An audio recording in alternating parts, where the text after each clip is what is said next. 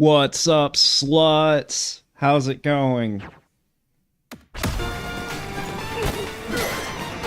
Wonderful human beings, how's it going tonight? Who's up playing with their banana? I know I am.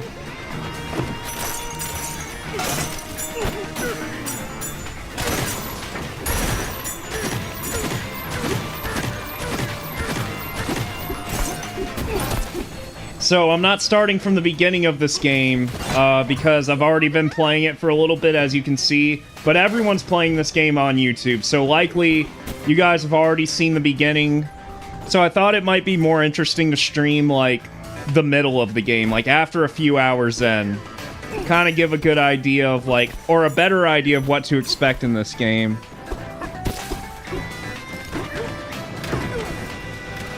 Good to see you too, Nemo. And Solar Farrell. Yeah. I've been taking a little bit of a break. I'm not really interested in live streaming much right now, but this game came out today. I thought it might be fun to check it out for a little bit. Which I have been doing on my own, but, you know, I wasn't gonna, like, stream this game at all. I was just gonna enjoy it for myself, but I thought, why not?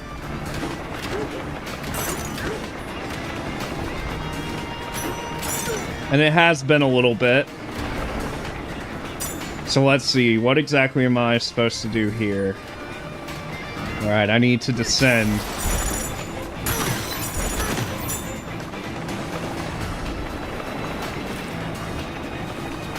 This should be a good time to skedaddle. Let's see here. Oh wait, hold up, what am I doing? See, the one thing with this game, like, I wonder if I can customize all the controls. Because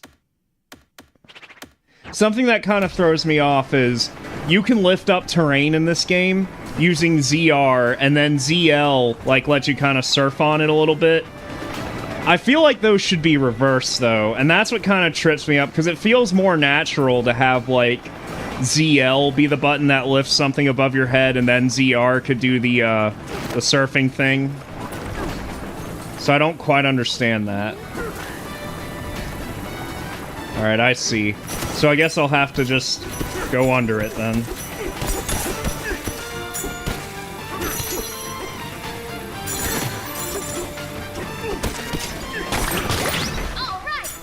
So basically this game is... Let me see if I can adjust the volume a little on my end, because I can barely hear myself talk. Let's see, I think that's good. That's a bit more manageable. This microphone sometimes, like, it'll monitor my voice, and other times it just won't. So, like, I don't know what that's all about, but it's all good.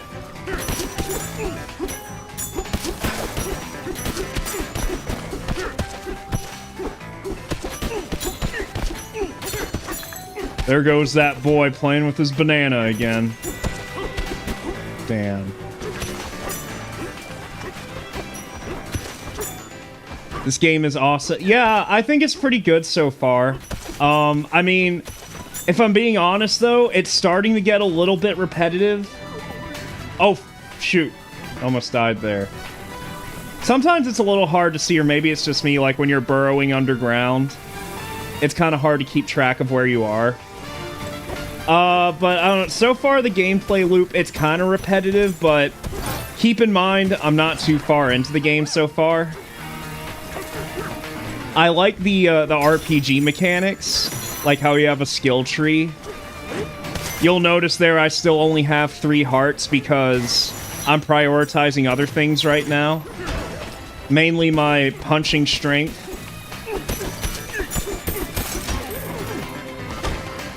This cart can carry loads of boom bombs. Okay. Am I supposed to grab some?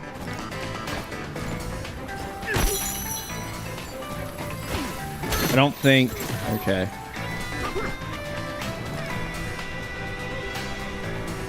Yeah, the thing is, a switch to... Since I last streamed... I mean, my last stream was the, Oh, fuck. Oh, I gotta pay attention. Oh, no. Holy fuck. Okay, those are items. I thought those were gonna be obstacles. Gyro aim. That caught me off guard. Oh. Okay, there we go. Let's get some fossils here. So how have things been since the last time I've streamed in regards to the Switch 2? You know, to be honest, like, I enjoy the hardware of it.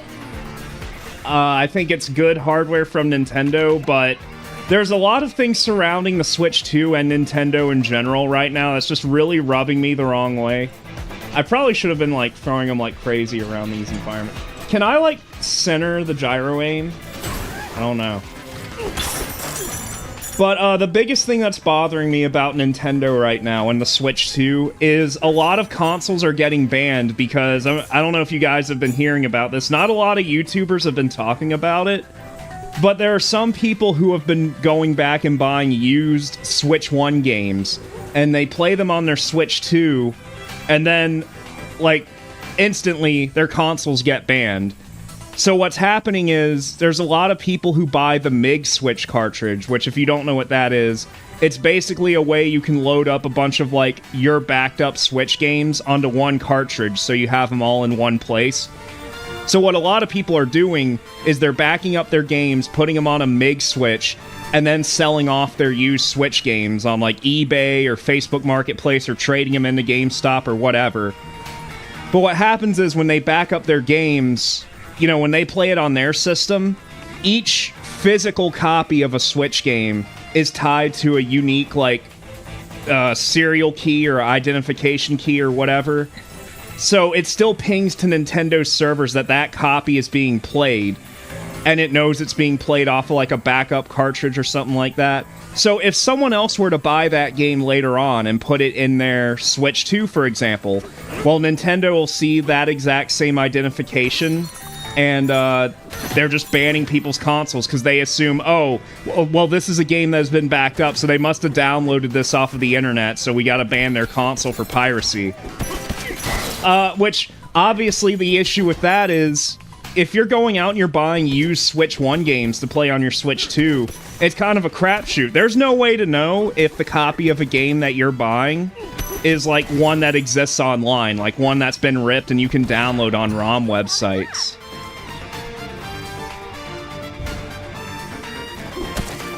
And that really concerns me because, you know, I mean, there's a lot of people going back, like, and rebuying older Switch games like Breath of the Wild and stuff like that because they have enhancements on the Switch 2. So obviously the smart thing to do would be to buy cheap used copies on eBay or whatever for, like, less than $40. But if you're buying a copy that's been banned, you know, there's no... not banned, but, you know, ripped online for other people to download, I mean, there's no way for you to know that. And then your console gets bricked. Now, I will say, I'm pretty sure in all cases of this happening, Nintendo has, like, unbanned the consoles. So long as, like, you keep your receipt or, like, some kind of proof of purchase of the games.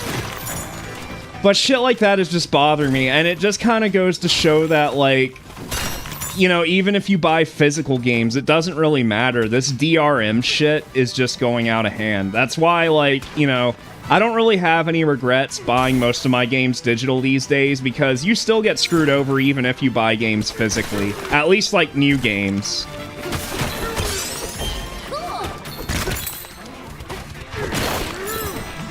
Because that's a thing that, like, I've actually been interested in buying a used copy of Breath of the Wild myself, because I never finished it on the Wii U. So I'd like to, obviously I want to go back and play that game on here with the enhancements and everything, but I don't want to risk getting my console banned. You know, if I buy a used copy and lo and behold, it's a copy that was ripped on a MIG switch or whatever. I mean, it's just no telling. Now, granted, you know, as long as I keep my receipt, I can get the matter resolved, but, like, my time's kind of precious, you know? So, if I want to go back and play Breath of the Wild, I'm basically forced to buy it digitally on the eShop, or find a brand new sealed copy in a store, so I'll have to pay $60 for a game that came out 8 years ago. And it's so stupid because, like, you know, like, you're punishing people who aren't doing anything wrong to get back at piracy.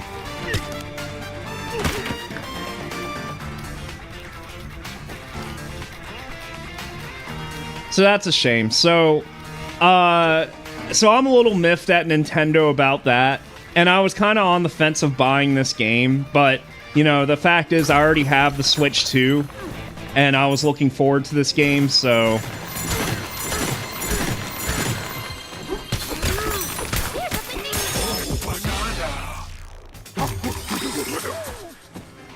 So that's that. Yeah, as long as you buy a game on the... But even on the eShop, like... Now, this is just stuff I've heard. I'm not sure if it's, like, you know, 100% verified, but apparently there are some Switch games you can get, like, discounted CD keys for on, like, certain websites. Apparently Nintendo has been tracking people doing that and banning accounts for, like, redeeming keys for games that come from certain websites, so... So yes, you're safe if you actually buy the games on the eShop, but, you know, if you try to get keys from, other places, you know, you're still not safe. It's kind of crazy. Okay, I'm just kind of breaking stuff and grabbing items here. Where do I need... Okay, I need to go up there.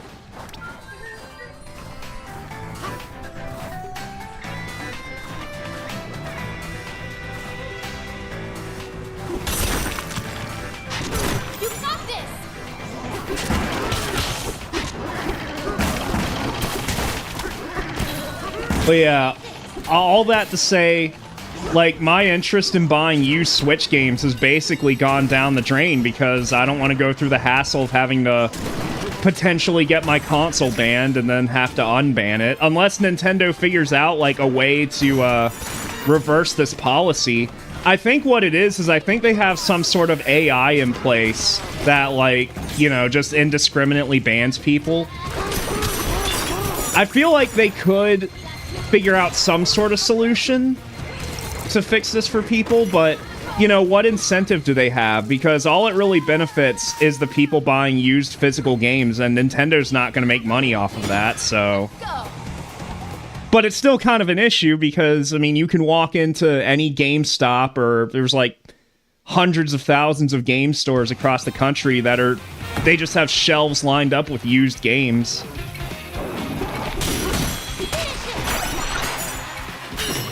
I mean, the reality is, like, not too many people are going to experience that. Like, most likely, 99 out of 100 times you're going to buy a used game and it'll be fine. There'll be no issues. But it's like, again, you don't know, like, did the previous owner of this game, did they dump this online? There's just no way to know. I think what they could do is they could release some type of software you could put on your Switch 2, where before you load up a game to play, it can verify the cartridge integrity for you to see, like, if it won't brick your system. You know, before you just put it in and start playing it and they ban you.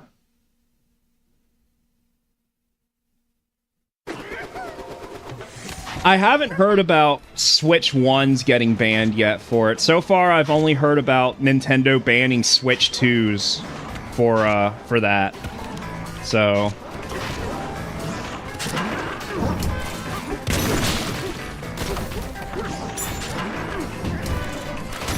Because I'll be honest, guys, that's like, I used to do that with the Wii. Like, I modded my Wii when I was a kid, and I put the USB loader on it. And something I did when I was real little was I got a little 300 gigabyte USB hard drive, plugged it into the back of my Wii, and I took all of my disc games and I put them right in the Wii's disc drive, and I just copied, like, every game that I had at the time to the USB drive. And then I traded in all those games to GameStop, because, you know, I was a kid, I wasn't working. That was the only thing I could do to get, like, new games. So, like, if Nintendo, if they had a way of tracking physical copies back then, like unique identifiers, like, I could have caused, like, tons of people to get banned back then. So, I mean, that's definitely a thing that I've done, like, ripped my own games and then traded them in or sold them. So I'm sure that's something a lot of people are doing with the Switch. Is this the way I just came, or... I don't know. Fuck. I'm missing all this gold.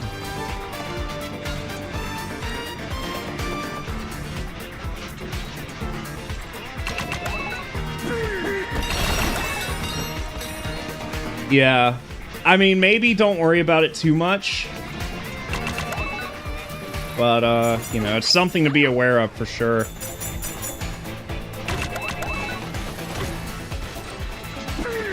And I really think it kind of disappoints me that not a whole lot of people seem to be talking about that. Because, you know, if you guys remember the Xbox One, when that was first announced, then Microsoft was going to do their whole, oh, you can't play used games on it, or they had some weird, like, thing with used games. I can't remember exactly what it was. Obviously, they didn't go through with it.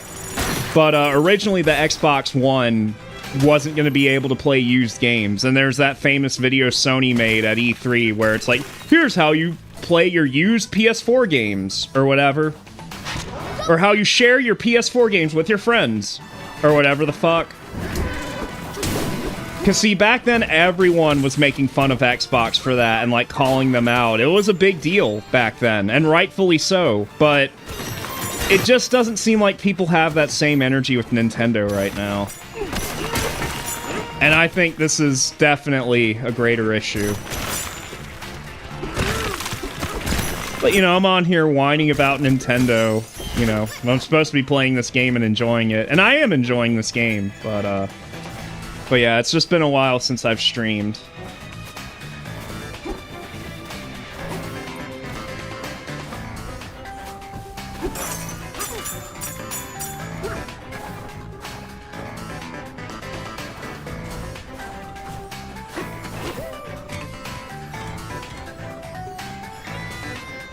Okay, so I need to find, like, a seal or something like that.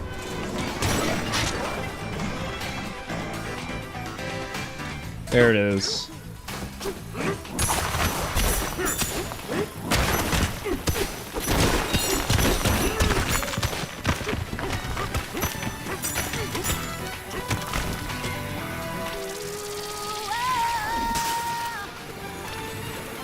Oh shit, I forgot. I may have to step out for like 5 minutes because I have my clothes in the washer downstairs.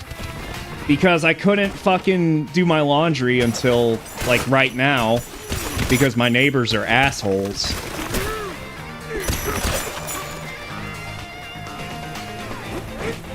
How's July?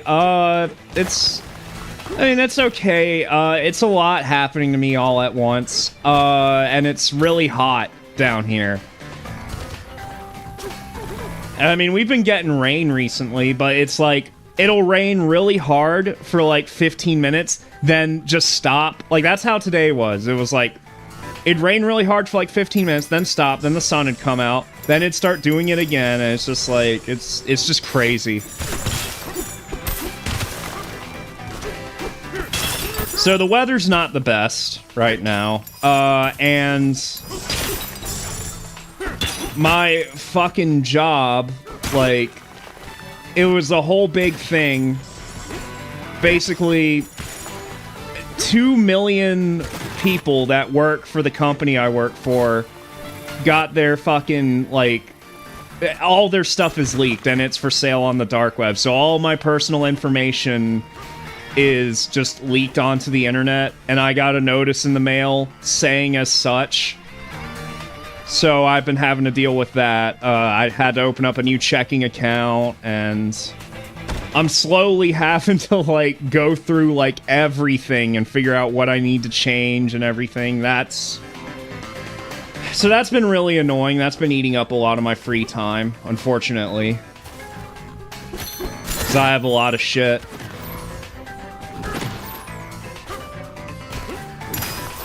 And I'm very disorganized, so...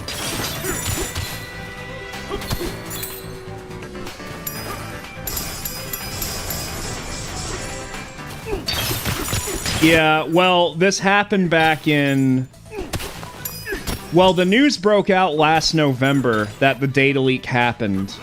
But it actually happened, like, way earlier than that. So who knows when my info was actually stolen. I know, like, about 2 years ago, I remember catching a bunch of fraudulent charges on my bank account that I had to, like, get reversed.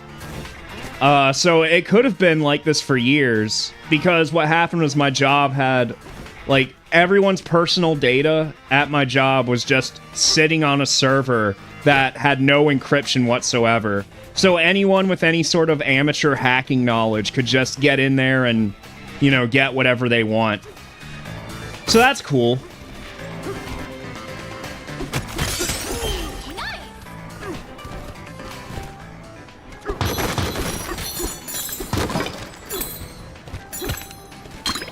But yeah, I mean, that happened back in November. They tried to keep it under wraps, but a guy in Virginia is suing the company and trying to get, like, a class action going. So I hope at the very least that, like, that goes through and I can at least make some money off of this, even if it only ends up being, like, who knows, like $100 per person. At least that's something.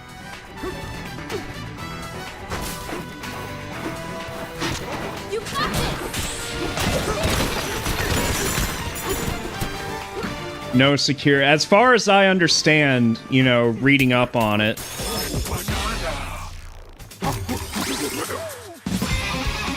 Alright, skill point. Let's see. What are my options here? So I could increase my charge punch, or should I save it up for some of these? See, there's so many options here.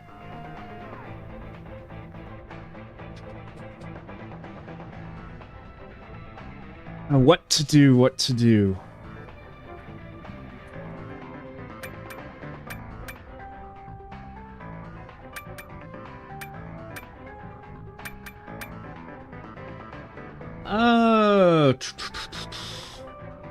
I think I'll bank it.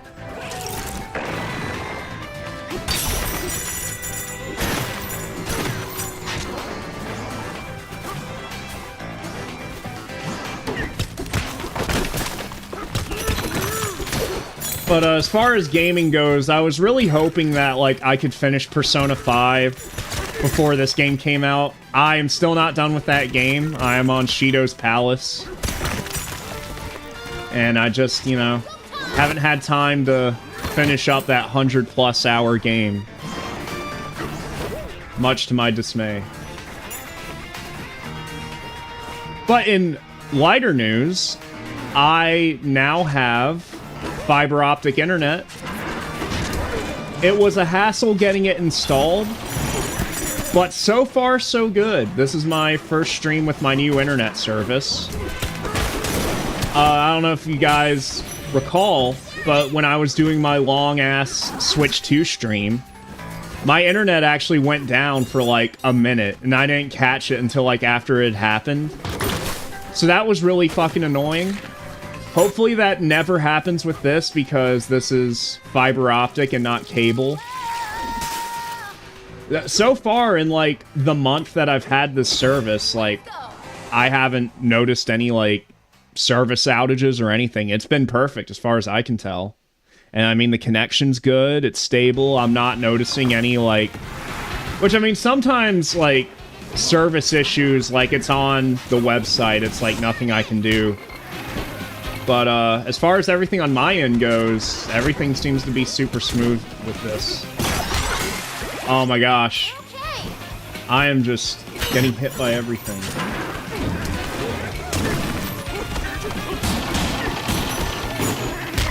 Oh my gosh. There we go. We got it.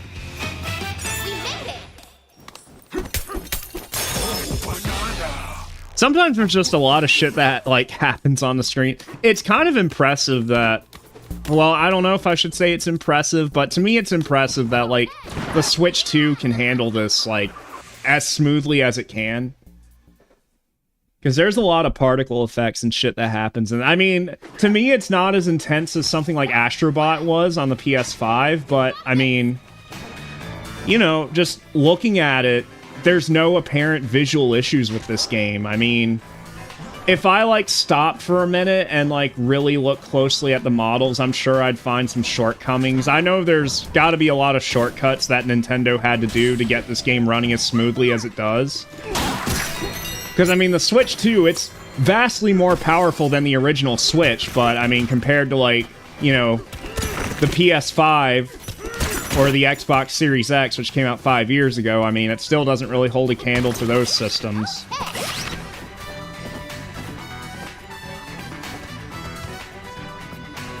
Alright. Let's do this!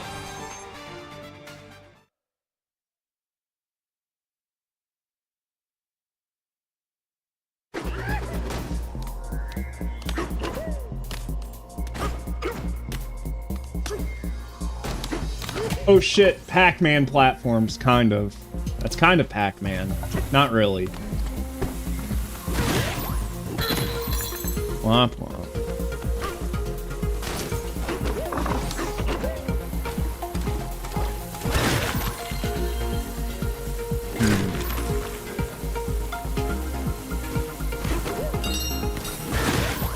Uh-oh. Whoops. There we go. But, you know, in lighter news, other than that, I'm actually getting ready to take a vacation at the end of this month. I was planning something in September. I initially had some plans on something I was going to do in September, but those kind of fell through. So now I've just decided to take a vacation at the end of this month. So I gotta finish out this week at work. Then I have to work one more week, and then I'll have a full week to myself. And I really fucking need it. I haven't taken any time off from work since December of last year. And when I was taking that time off, I was fucking sick. So, essentially, I haven't really had... I'm trying to think. I don't think I had any genuine time off since March of last year, where I could actually, you know, enjoy my time off, more or less. Well, then that stupid shit happened in March too, but, you know, other than that, you know, that was a great vacation going down to Arizona. Oh, damn it. But I'm not going anywhere this time. I don't have money right now. I need to save my money as best as I can at the moment. Where are you headed? I'm not going anywhere. I'm staying home. I'm just taking a break. That's all I need. Is just a break from working, because it's... July is... I mean, it just gets busier and busier and busier at work. Like, there's no, like, just when you think people have spent all... Okay, I'm just being an asshole here, trying to, like... I'm being impatient. Just trying to get fancy. Let's just do it this way. Things just get busier and busier. There's, like... I mean, I just don't get it. People just have money to spend. Typically, the way it works when you work in retail is the first of the month is always going to be, like, well, it's the 1st, the 4th, and the 7th. Those are going to be typically your busiest days in a month because those are your food stamp days. That's when, at least in Virginia, those are the days that people who have EBT cards, that's when they get their cards reloaded, or on those days. Used to be on the 16th too, but they stopped doing that. But this whole entire month, like, every day has felt like a food stamps day, and I don't...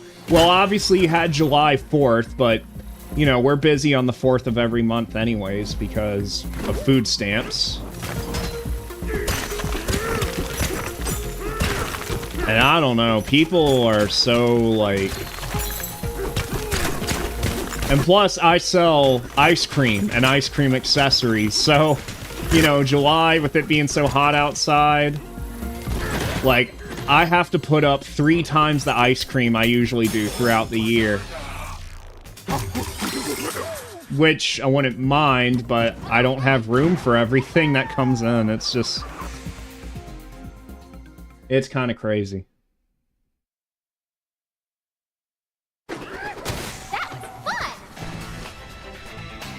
And what's even crazier is, like, each month, like, my store sells more and more and more each month. Like, we're constantly hearing about how we are breaking records in the company for sales. It is not... And let me, like... I did some research the other day. I don't mean to, like, rant about my personal life here. I'm not really ranting. I'm just kind of... It's just a little anecdote. The town... So the town that I live in, it's a small town. It's got about, according to the census, it has about 7,000 people living in it, right? Okay, for comparison, okay, I'm like in Southwest Virginia. So the big city around here is Roanoke, okay? That population is 100,000 people. Or more or less 100,000 people that live in Roanoke, okay? The town I live in has 7,000 people in it. But the town that I work in, because I work in a different town, the store, where my store's located, that is a very, very small, very rural area with a population of only around 1,000 people. 1,000. Yet, we've been doing... like, anywhere from $400,000 to $600,000 a week, every week. There's no rhyme or reason to it. Accessories are... Well, that was a King of the Hill reference, you see. But I suppose an ice cream accessory would be like a scooper, or cones, or toppings, or magic shell, or Hershey syrup, or maybe those little Oreos you crush up in there. I guess that could be ice cream accessories. I don't know, guys. Like, when it comes to ice cream, do you guys put toppings on your ice cream? I eat ice cream as is, but I usually get, like, cookies and cream. I suppose if I got, like, vanilla ice cream, I suppose I'd probably crush up some M&Ms, maybe put some magic shell on it.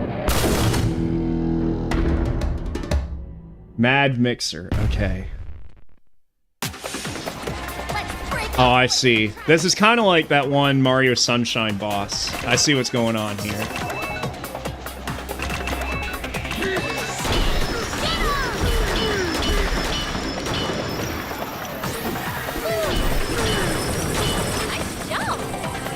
Alright, I need some more bombs.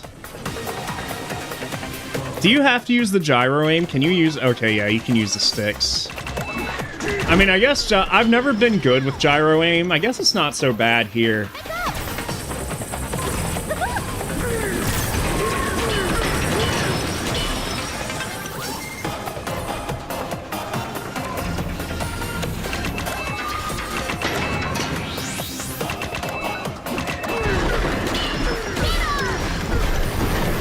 Chocolate hearts, yeah. Unfortunately, we don't have Dairy Queen where I live. Well, there's Dairy Queen, it's just not in my town.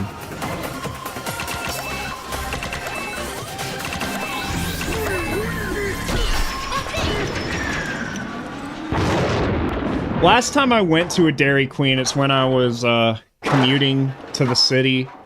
And it was a Dairy Queen, like, you know, on the way there. Or on the way back home, I stopped at a Dairy Queen. And, like... there was a bus that, like, came in, like, before I did, and it was just filled with nuns. It was just a bunch of nuns, and of course they all ordered vanilla ice cream cones. I don't remember, did I talk about this before? I don't remember, actually. I don't feel like I have. But it was a whole bus that came in full of nuns, and they were all before me in line, and they of course, they all just ordered plain vanilla cones.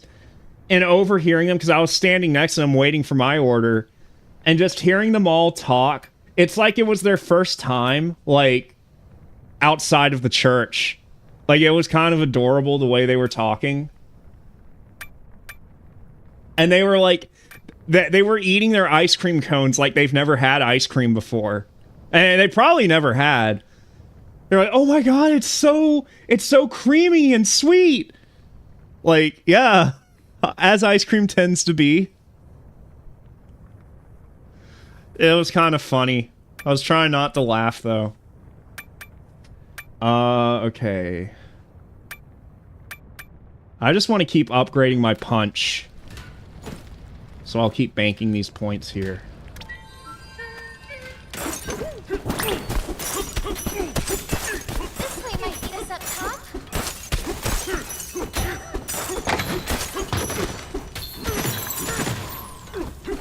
Non-habits. I mean, I don't really know what non-habits are, but I suppose they were.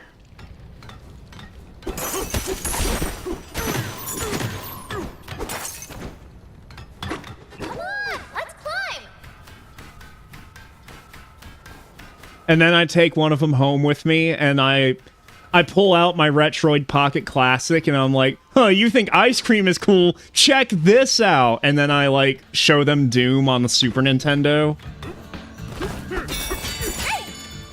And then, like I convert them from being a nun into being goth.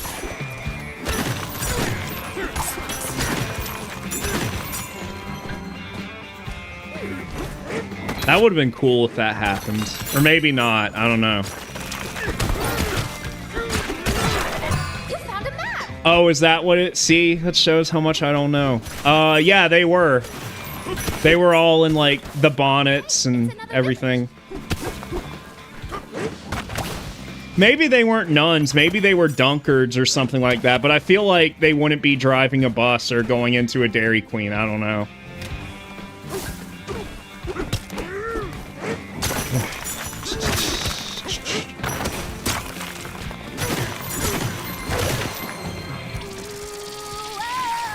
Whoa.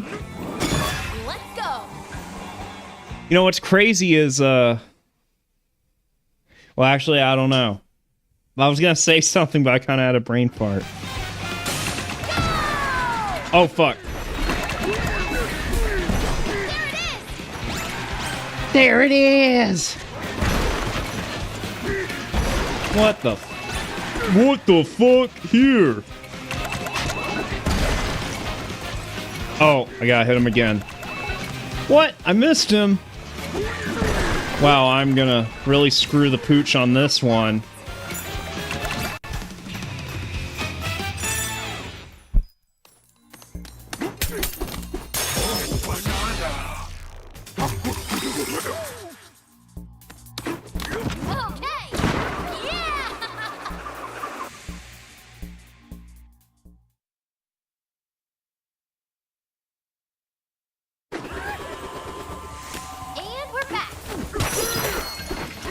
You guys know what we're getting in town, though? We're getting a Popeyes. The weirdest flavor of...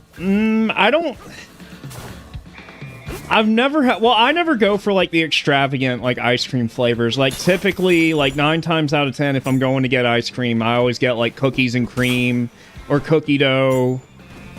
Or I'll just get, like, plain vanilla and just get, like, some toppings or whatever. But, I suppose... Recently, I bought a thing of Bluebell ice cream. It was, like, a half gallon, and it was, like, a A&W float flavor. I thought they made, like, a Dr. Pepper one, but I may have been confusing it. So, I mean, I tried that. I wouldn't say it's weird. But I guess it's the most extravagant ice cream that I've had. Like, in the, like, recently, anyways.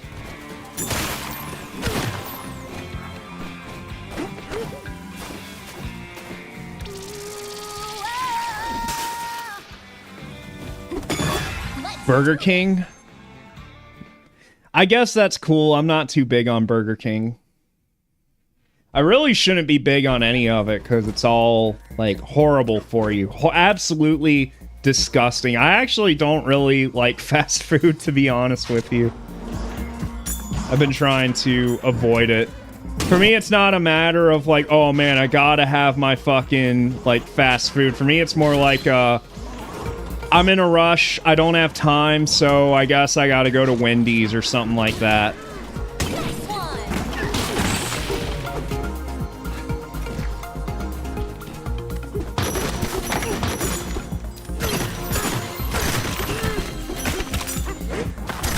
Though recently I've, like, I got a little bottle of Texas Pete that I keep on me at work.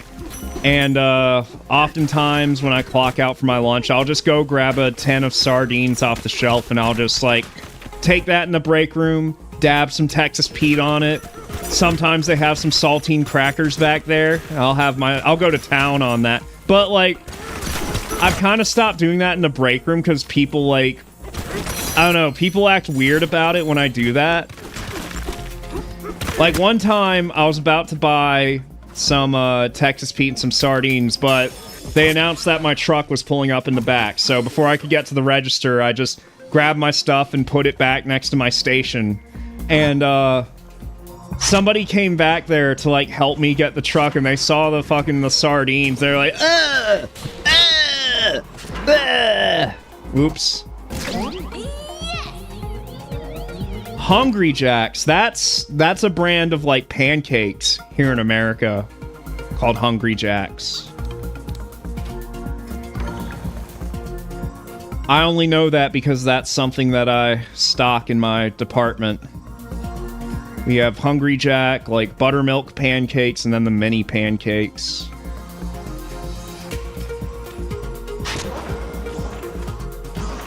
I guess they also make, like, a mix, so you can make them, like, I don't know. I assume they probably just taste like Eggos, or... Alright, I need to... Holy shit, these guys are killing me. I'm gonna run out of balloons.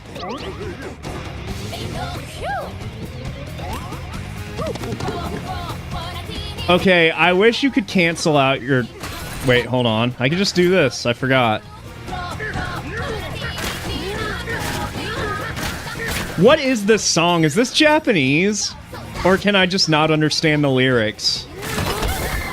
Because if it's Japanese, that just seems really weird for a Nintendo game.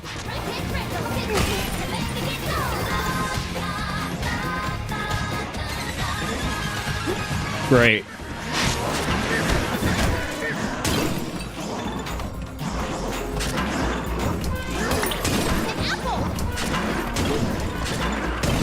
Oh, fuck.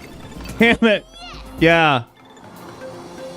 This game is made for 5-year-olds. You know, that's something I was going to say about this game. You okay? Is that I felt like it was a little too easy. I say that as I'm, like, being stupid.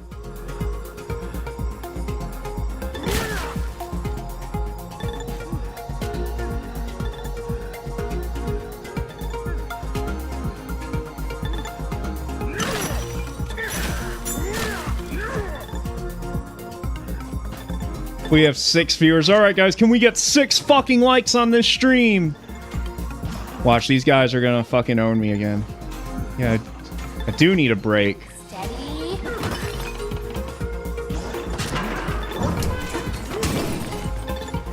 Oh my goodness. Alright, I got it. That's fine.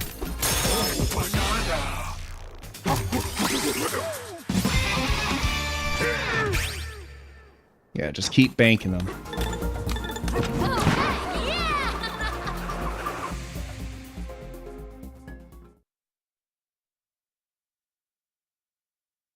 And we're back. Aw, damn, I missed one in there. That's okay. I'll get it tomorrow. Do we have any Nickelodeon fans in the chat? Anyone that likes Nickelodeon? Or I should specify, like, 90s Nickelodeon, like Rugrats, Ren and Stimpy, Rocco, Hey Arnold.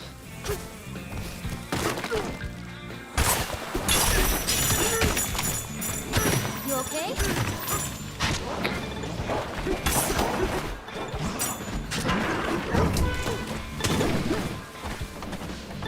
90s Nick. So...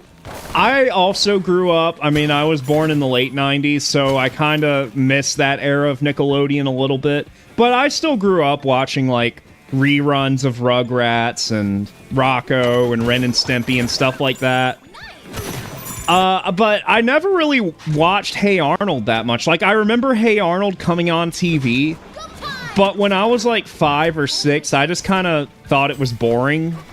And like, basically all I wanted to watch was like Rugrats or SpongeBob, pretty much. And I still to this day have never really watched Hey Arnold.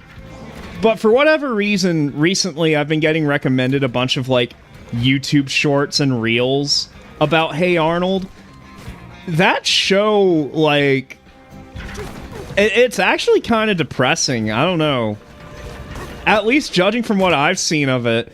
I mean, there's like fucking characters who are... There's like this one guy who's just like a deadbeat who doesn't work, that makes his wife work overtime to like pay for him and like pay all his bills and everything. Apparently that's a character in that show. What's her name? Helga. Like, her parents are like blatantly abusive. Like, it's not even like comedic. Like, her mom's an alcoholic, and her dad like doesn't even remember her name. Like, that show, like what the fuck is that show's problem? I mean, that just seems a bit like, you know, you go from watching fucking Ren and Stimpy or Rugrats to fucking Hey Arnold, and we have to watch this emotional fucking diatribe about a little girl getting abused. What the fuck is that about? Hey Arnold's a good show. I'm sure it is, but I don't know. It seems kind of out of place for Nickelodeon. At least judging from what I've seen. Maybe one day I'll, like, watch a few episodes of it, because I'm actually kind of curious how that show actually plays out. It just seems very depressing. Aim. So I gotta hit their feetsies. You got this. But, in terms of TV shows, right now I'm watching King of the Hill. Because, well, obviously, I guess the reboot, it either recently came out or they've teased it or whatever. It's not even a reboot, really. It's like a new season. It's like a continuation of it. Which I think is kind of stupid because, you know, King of the Hill ran for like 13 seasons. Like, if you're gonna reboot a show, like, I understand maybe rebooting a show that only ran for like 5 seasons or less and has a beloved cult following. But King of the Hill had a good run. Hundreds of episodes, like... And there's so many people clamoring for it. Like, do we really need, like, a reboot of this show in particular? It's very weird.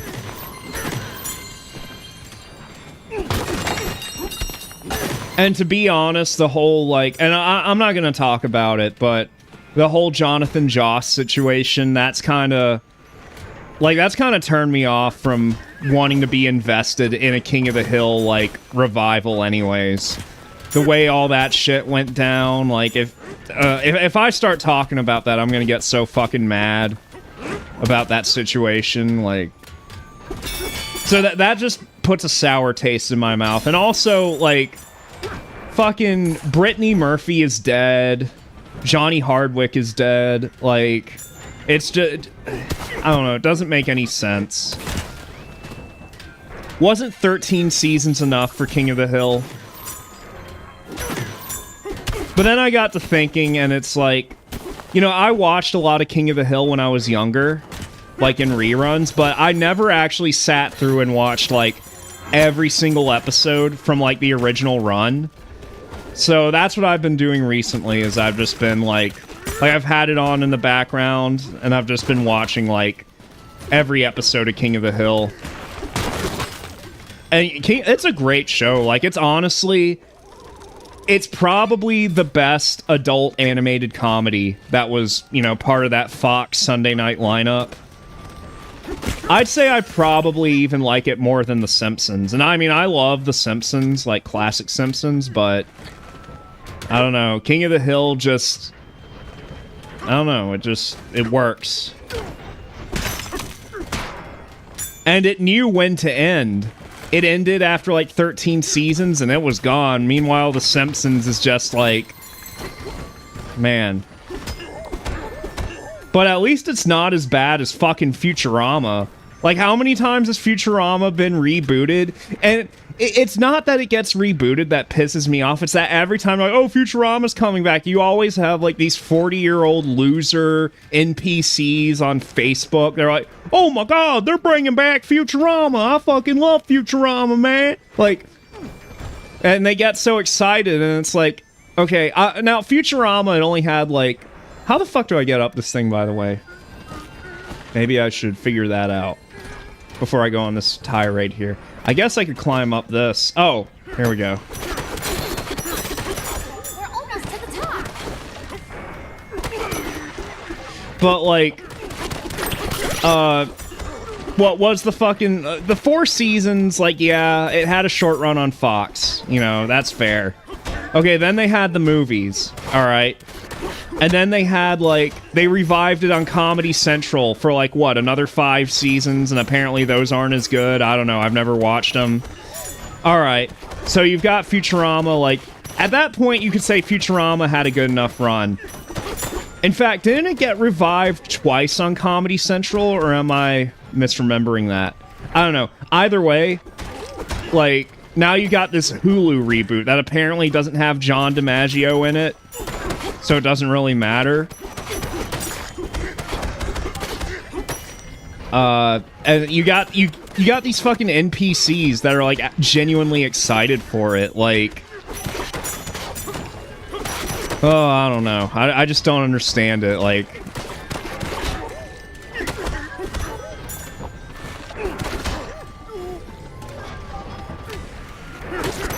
John. Oh, was he in it? I thought they said he wasn't gonna be in it because of union shit. Okay, I gotta figure out how to... Can I throw... Okay.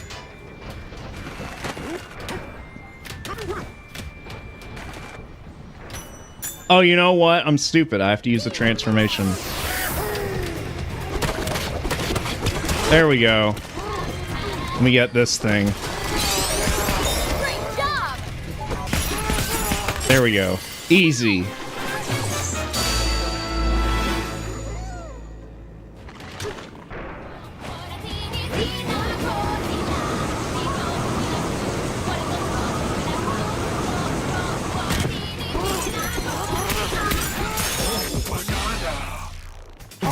I don't know, it's just they keep rebooting shit, and it's like, we don't fucking need it, bro. We don't need it.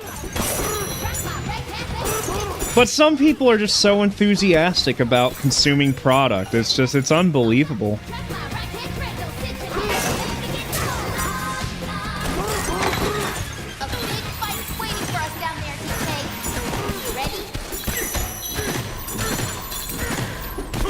Hold on, let me just find the needle in the haystack right quick.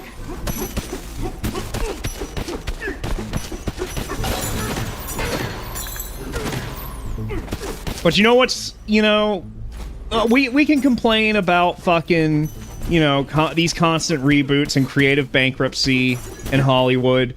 But you know what we have? We have Tubi, the free streaming service where you can go on there and you can find all sorts of weird fucking shit. Something I've noticed about Tubi, I don't know if you guys have ever perused Tubi. They have a lot of shit from Mondo TV. Do you guys know about Mondo TV? You bitches even know, bitches don't know about Mondo TV. Mondo TV has fucked up my brain. It has fucked my brain beyond repair. You guys don't even know. Oh man. Dare I go down the rabbit hole of Mondo TV? Oh, you guys aren't ready for... Well, surely you guys know about those animated Titanic movies, like the one with the rapping dog, the one with the fucking... There's like the Korean one with the octopus that wraps its tentacles alongside the two ends of the Titanic and puts it back together after it hits the iceberg. And then there's the third animated Titanic movie where they're in search of it and they go down to Atlantis, I guess, to look for it. and they're stuck in there. The humans can't go back to the surface after they go to Atlantis, and they're in like the land of misfit toys, and no one can fix the broken toys because they need screwdrivers. But screwdrivers are banned in Atlantis because the screwdrivers could also break the living toys, and they go to war with the mice that conspired with the sharks that gaslit Tentacolino into throwing the iceberg that initially sank the Titanic. And the dog that was on the Titanic has like a laser blaster that, and he's like packing. Okay, you guys all know about this from JonTron and the Nostalgia Critic. All right. But the company that produced all those movies, Mondo TV, oh man. Boy, is that is such a rabbit hole. You guys, where do I even begin with that? There's ties to fucking anime, fucking North Korea is involved. I'm pretty sure the Italian mafia, they laundered money to produce stuff. Because Mondo TV is an Italian company, by the way.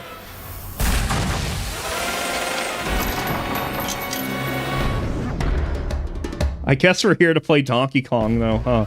The Stompin' Clumper. Dot is Stompin' Clumper.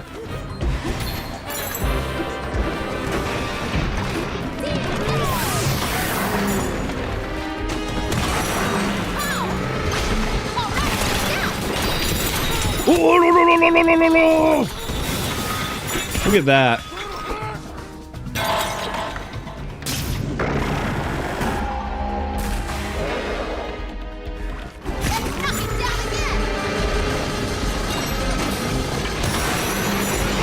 A Lion King, yes.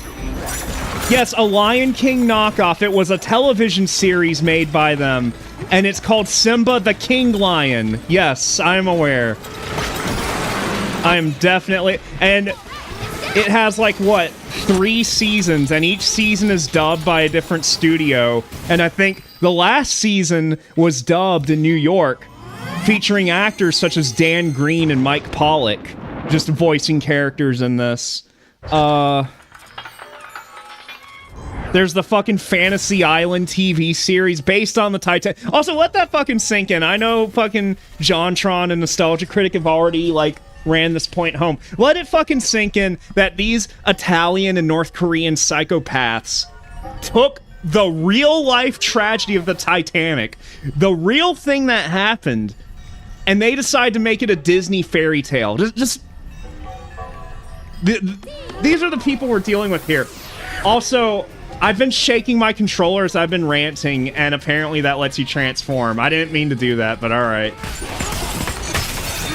Now I know shaking the Pro controller lets you transform.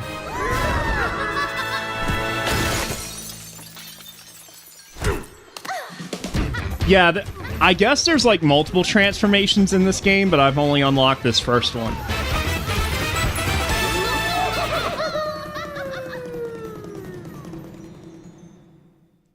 On to the next layer. On to the next layer. Alright, let's see if I can get some new digs. So... Increases your... Well, that would have been helpful earlier when I was in the mud. The amount of banana energy... I already have this tie, don't... Oh, that's to upgrade my tie.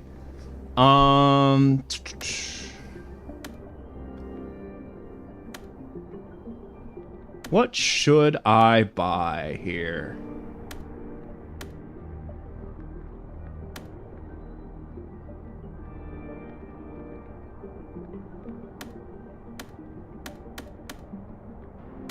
And I'm pretty sure the fur colors are just for aesthetics. There's no stat boost. So... I guess I'll have this, but it's a little too late now. And... let's upgrade... Pauline's cowgirl outfit. I was about to say cowboy outfit, but that doesn't make sense because she's a girl. Yes, Mike Pollock also voices in... So Mondo TV also worked with North Korea to make, like, some type of wartime propaganda cartoon. I think starring beavers or hedgehogs, if I remember right. I think it was called Beaver and Hedgehog. or something like that. It was made in North Korea. Mondo TV distributed it, like, worldwide. And they got Mike Pollock to voice in the English dub of that. But it's unknown when the English dub was recorded and where it was distributed at. Because Mondo TV is fucking psychotic. You guys don't even know. Like, you think you've seen it all. You think you've seen, the Agramas from Harmony Gold getting in trouble by fucking dealing with the mafia or whatever and having their shady real estate business while they try and sell the Robotech rights to fucking different companies to make that fucking movie that's never coming out. Like, you think that's the apex of shadiness in the animation industry. You don't even know. That's just the tip of the fucking iceberg. And no pun intended, I know we're talking about the Titanic here, so I don't mean to say... Never mind.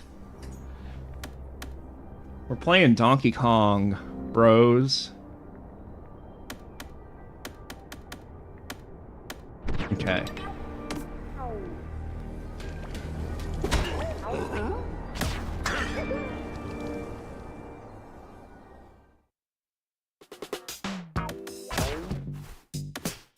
Britches. Perfect.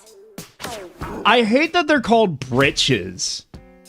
Where are they, from the South?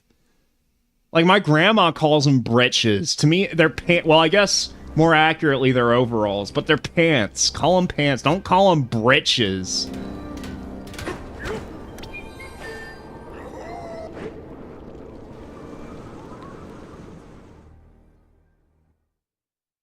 Sound like my fucking 70-year-old manager at my old job going, I wish those thugs would pull up their britches.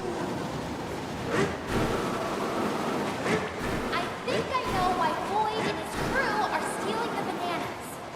A fractal back there told me they're melting down the bananas and using them for energy.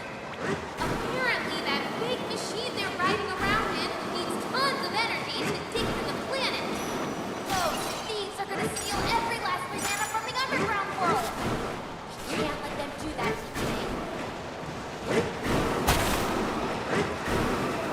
Damn, I can't believe Void's gonna steal all the bananas. I can't believe it.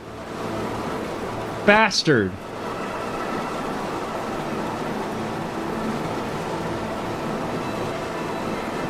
Bro, Donkey Kong doesn't have shit on Mr. Driller or Dig Dug. Did you guys know Dig Dug's name isn't even Dig Dug? It's Taizo Hori. I grew up playing Dig Dug on Namco Museum, and I thought that was the guy's name. I thought the dude's name was Dig Dug, but it's not. It's Taizo Hori. Then why is the game called Dig Dug? Well, I guess when you're playing the game, you dig, and when you're done playing the game, you can say that you've dug. So I guess hence Dig Dug, but I thought that was the guy's name. We stopped our stomping clumper. Alright, now I got force, so let's do that. Only one more and the punch will be fully powered up. I feel like that's the most beneficial upgrade, because you're doing so much, like, stomping around looking for collectibles. It seems like that's a smart thing to do to, like, fully level up your punches right away. And then after that, then I can start upgrading my health and shit. Because I can always get, like, pickups. There's, like, little cottages you can sleep in to get, like, temporary health upgrades and stuff like that. So I'm not really prioritizing upgrading my hearts right now. Pants is a heart. I guess so. Well, not just in the South, like, in the UK as well. Remember Kirby's Epic Yarn? The European version of that? This looks like trousers.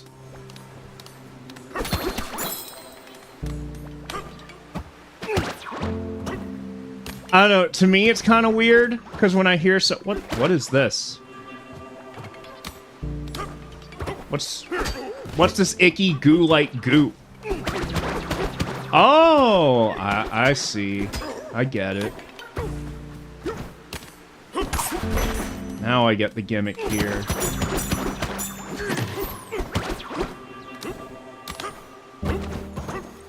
Look, the path's But yeah, I don't know. Whenever I hear britches, like, in my childhood, it was always associated with pulling them up. So when I hear someone say britches, like, I just think about ass cracks. So that's why I hate the word britches. Because that's the only time I've ever heard someone say britches is when they're asking someone to pull up their britches. See you. Alright, Solar Farrell. Have a good night. Thank you for stopping by.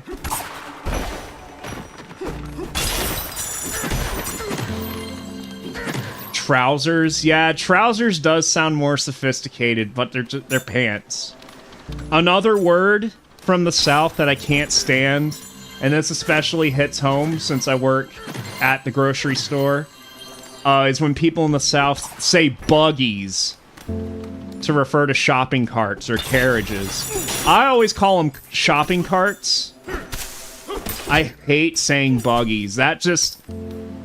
I don't know. Buggy just sounds like a word that someone would say if they owned slaves. And even as a kid, like, I always said shopping cart. Because a buggy, it just sounds infantile. But, like, I understand I'm the odd one out. Everyone here says buggy. So, I understand I'm the weirdo in this situation, in this scenario. But, you know, I always called them carts or shopping carts. Or sometimes I call them carriages if I'm feeling zesty. But I never call them buggies. But it gets confusing because, like, we have these little U-boats that we carry around, that we put our stock on. And most of my coworkers call those carts, but I call them floats. So the communication gets a little confusing there. Alright, how do I fill up that one?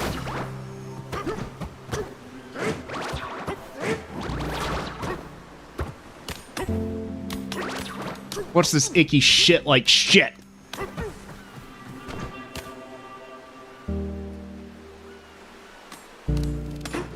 Nabs, yeah. Well, Nabs is like... It's a brand of that.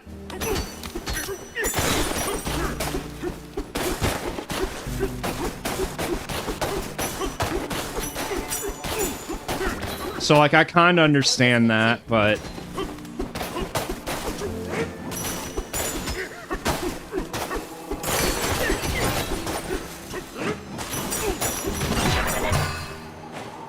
Oh no, there I go, down the slope. That was close. What's been getting on my nerves recently is, for some reason, I want to say like at least 10 times in the past week, people go up to my ice cream section, because I'm basically, for lack of a better term, the ice cream manager, and these old fuckers who I assume have been sleeping under a rock for the past 50 years, they look at my ice cream section, they look at the store brand, they go, where's the sugar-free ice cream in the Food Lion brand? And I'm like, that doesn't exist. That's never existed. That's never been a thing that we've had. And sugar-free ice cream is not a thing that's ever existed. Ever. It's impossible. You can't... Okay, I'm gonna get worked up. You can't make ice cream without sugar. Because I just knocked something down. I don't know what it was. It was an empty bottle. But, ice cream, guess what it has in it? Milk. Guess what milk has in it? Lactose, which is a naturally occurring sugar. Therefore, if you could use a milk alternative, but you can't legally call it ice cream. Ice cream also has cream, which has sugar in it. Therefore, it is impossible to make a sugar-free ice cream. Now, Breyers has a product called No Sugar Added Frozen Dairy Dessert, but that's not ice cream. And it still has sugar in it. Just look at the nutrition label. Like, people always go, oh, I'll buy that right there. And I always have to point out to them, well, it's not sugar-free, because sugar-free means no sugar at all. It's no sugar added, but people aren't smart enough to understand words and what words mean. it's still got like 2 or 3 grams of sugar a serving, which obviously it's not a lot, but if you can't have sugar at all, well, you can't really have that either. I think the only frozen dairy dessert product I've seen that has absolutely no sugar is like those weird like keto pint things, but again, that's not ice cream. Sugar-free ice cream doesn't exist, and it wouldn't bother me so much. But like literally, in just this past week alone, I've been asked like 10 different times by different customers, where's the... And they asked for the Food Lion brand specifically. There's never been like even a no sugar added Food Lion brand ice cream. That's never been a thing that's ever existed. And, you know, I could at least understand if they were asking for that, but sugar-free, it doesn't... Oh my god, I'm gonna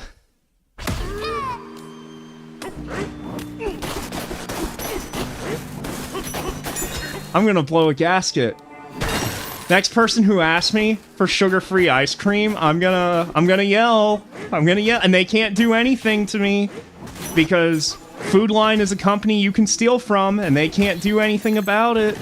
So they'll be like, yeah, he yelled at a customer, but he shows up to work and we don't want to hire someone new, so we can't really fire him. So I'll do it. I'll fucking do it. Don't push me. Don't you dare ask me for... Stop making up shit that doesn't exist and never has existed, because I will wreck your day with knowledge. I will pull every single product off the shelf, show you the nutrition label, point at the sugar column, and show you that everything on here has at least 1 gram of sugar per serving. Hence, nothing is sugar-free. At least in regards to ice cream. Or ice cream, as they like to call it, because this is Southern Virginia. We call it ice cream. But, you know, when I hear ice cream, what I'm thinking of is diarrhea. That, to me, is ice cream. Now, ice cream is like a delicacy. Now, I'm just being petty at this point. Granted, I'll say that.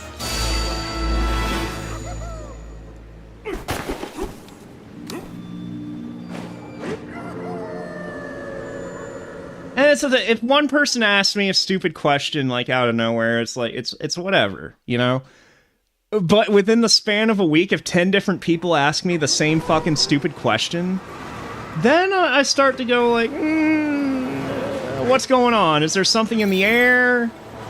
Are you, like, drinking stuff out of the water fountain? What's going on here? Is there something on the news? Like, I don't know. I actually got chewed out by a customer over that, and not because, like, you know, I don't go off on customers or anything like that. I respectfully answer their questions. But one lady asked me about the sugar-free ice cream, and I respectfully told her, no, we don't have it, I'm sorry.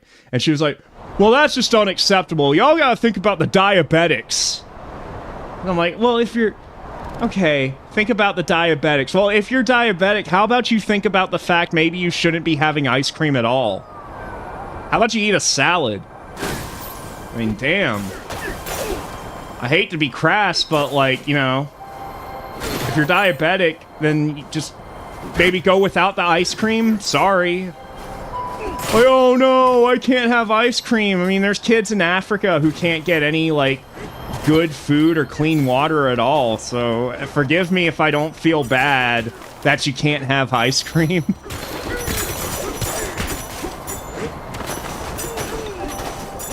Like, I talked to my mom about it on the phone the other day when she called me after work, and she was like, well, you gotta think, son, you know, there's a lot of people around here who are diabetic, you know, they want to have something nice too, and I told her, well, like, you shouldn't be having ice cream at all if you're diabetic.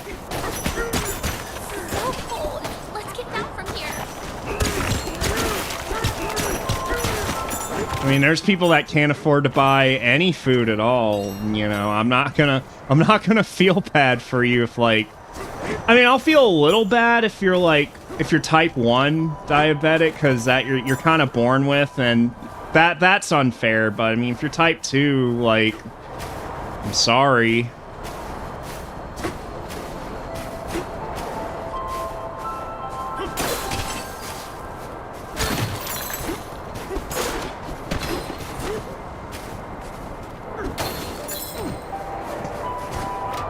Holy fuck!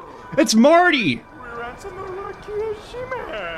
That's fucking Madagascar. Marty Madagascar. That's his full name.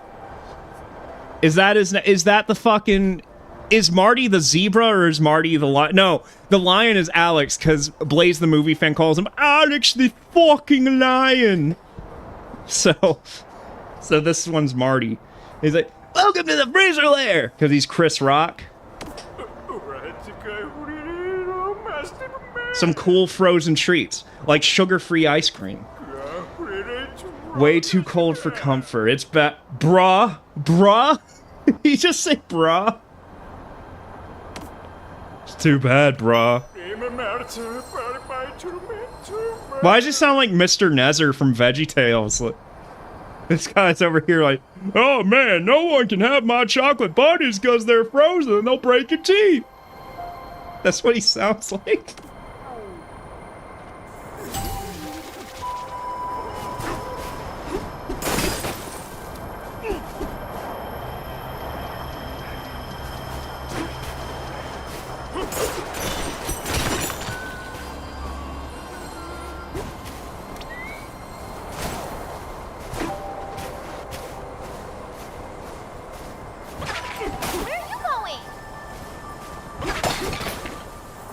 This is gonna be weird, but these little fractal creatures, or fractones, whatever they're called, you know what their eyes remind me of? They remind me of Booba. You guys know Booba? What that is? It's like, I mean, I don't really know what Booba is myself, to be honest with you. It's like some sort of, I guess, like Teletubbies-like program. And it was like these little fat round creatures. They're kind of imposing looking. These really fat round creatures that like poke their heads out. Like they turtle their heads out like a penis coming out of foreskin. Like that's the best way I can describe it. Anyways, that's what the eyes on those fractone creatures, or fractal, whatever they are, I don't know. The eyes remind me of Booba. Alright, Nemo. I don't know how long I'll be going, but, Hold on! yeah, get the Booba.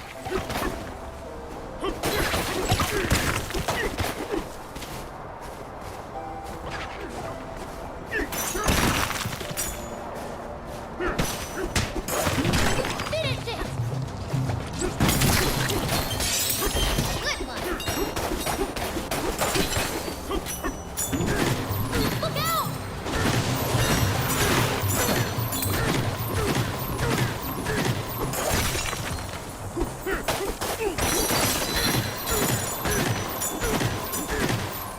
If you eat sugar-free ice cream, yeah, I guess that's a way to do it. Or just munch on some ice. Grab some ice, put it in a blender.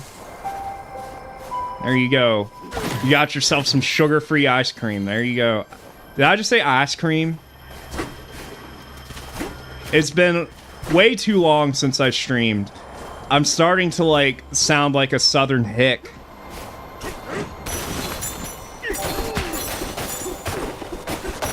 Because, like, for the majority of this past month, all of my oral conversations have been with, like, rural Southern Virginia morons.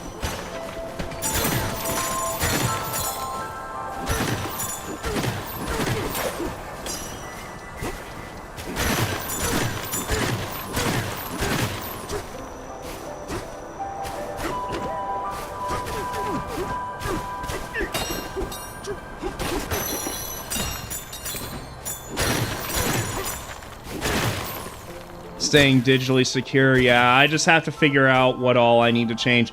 And who knows, fucking Del Hayes might get hacked again. I don't know. Doesn't really matter. I'll be alright because things will work out. As long as I don't act like a loser about it, things will work out.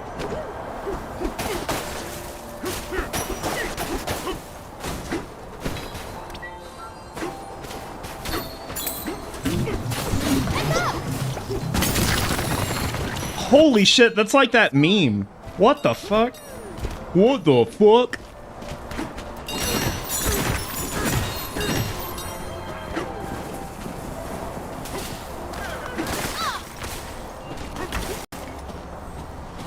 It's kind of hard to traverse by rolling in this game because the environment's so destructible. Oh, what? I can't walk on this bridge? Can I tiptoe on it? No, that doesn't work. Okay, so don't be a dumbass.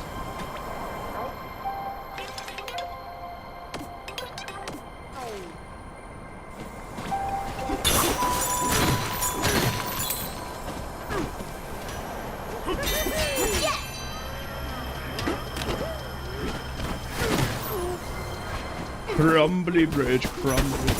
Look at all this. This is all ice cream right here. Scoops of ice cream. Wow.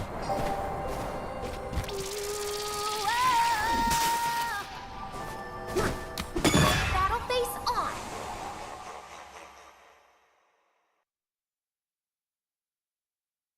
I'm gonna need to grab my water here in a second.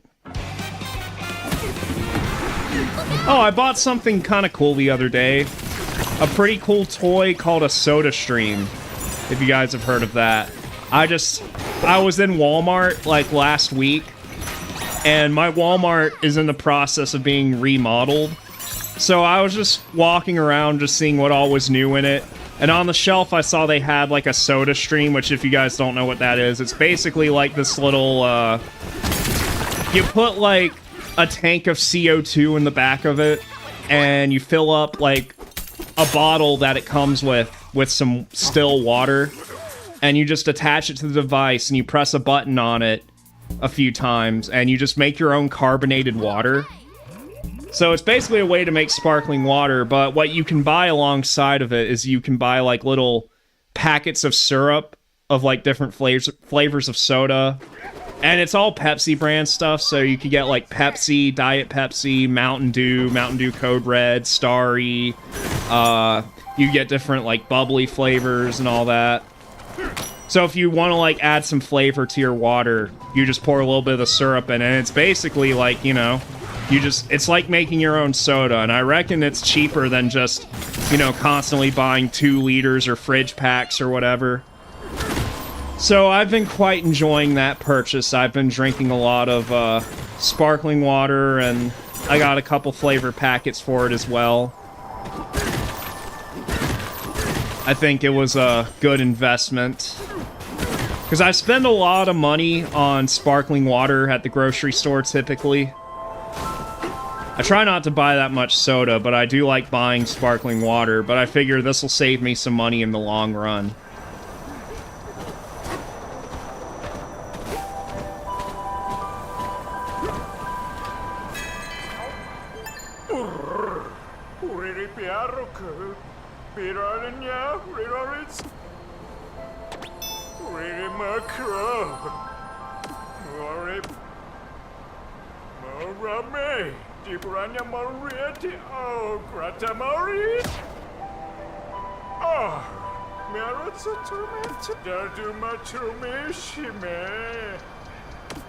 Alright.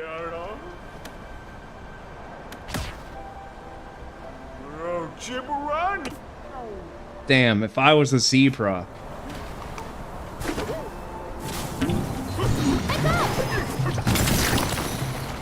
Well, you do get a zebra transformation. I remember that from the direct. So...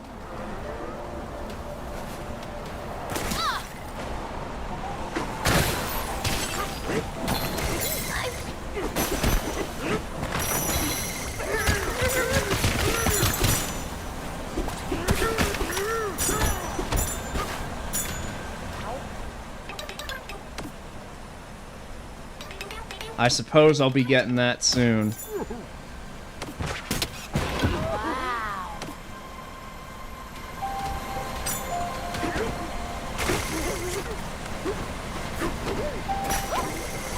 Oh my gosh. Easy now.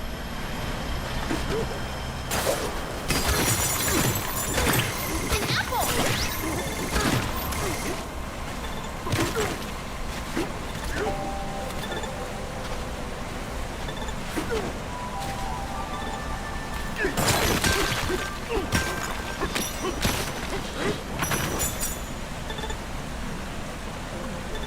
Yeah, I heard about that. To be honest with you, I have no idea who they are, so it means nothing to me. But, like, so I don't know if it's a good thing or a bad thing. Like, you know, it's not like with the Mario movie where they were like, oh, Chris Pratt's Mario, and, like, everyone kind of made up their mind on that at that point. That doesn't really mean anything to me, but, if it's a good casting choice, I guess that's good. If not, I mean, I don't know. I don't know what to make of that, personally.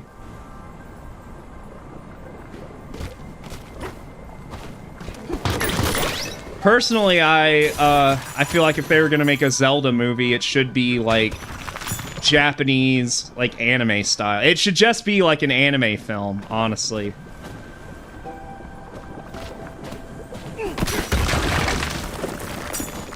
Like, animated, but obviously I wouldn't want them to do the fucking Illumination thing with Zelda, of all franchises, like... You know, you look at all the 2D artwork from Link to the Past and Link's Awakening in that era of Zelda, and just imagine, like, what an anime would look like with that kind of art direction. I'm not, like, a huge Zelda guy, so I don't really have any strong opinions pertaining to that series.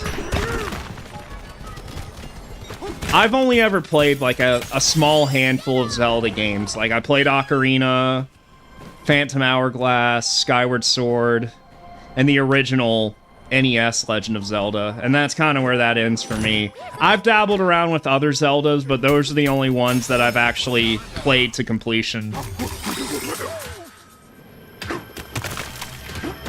In fact, speaking of Ocarina of Time, I got the PC port set up, Ship of Hyrule. I'd love to do a playthrough of that sometime, because I haven't played Ocarina of Time since the 3DS version came out, so that's been like, what, 14 years? Yeah, I mean, I think a Ghibli-style film, you know. I don't think they'd get Studio Ghibli to actually do it, but, something reminiscent of that style, maybe.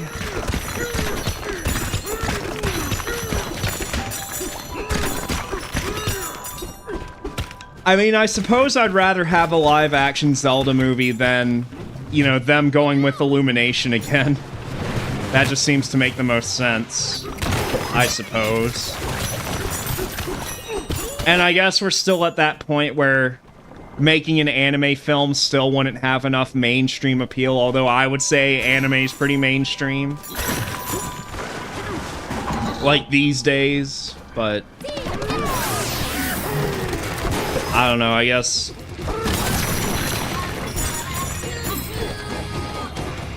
Who knows?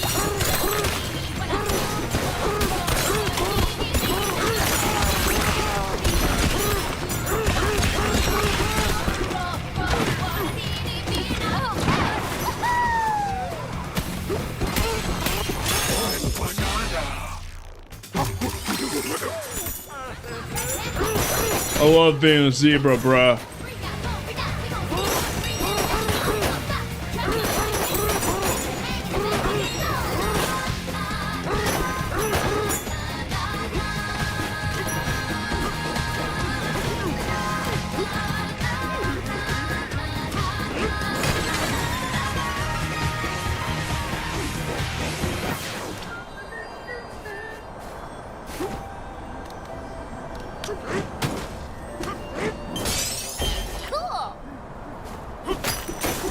I feel like every once in a blue moon, the collision detection here can be, like, a little bit wonky. Here, let me move my mic down a little bit.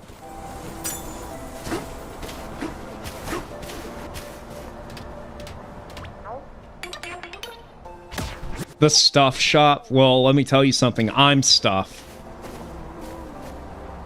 I need a chip exchange. Where is it? Is there not one here?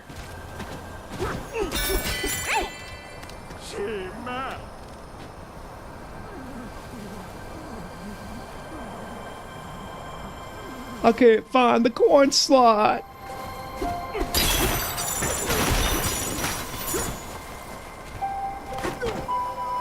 Why does this sound like the fucking teaser trailer music to the Super Mario Brothers movie? A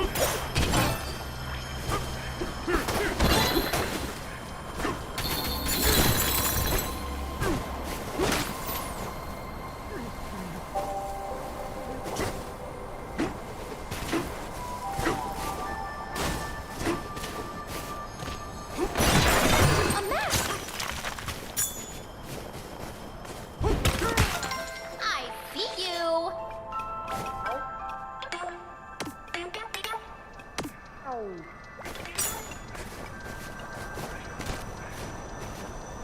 Why does the camera do that sometimes? That's weird.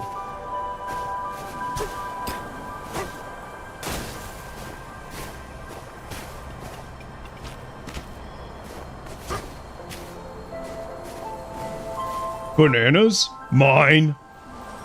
Cool.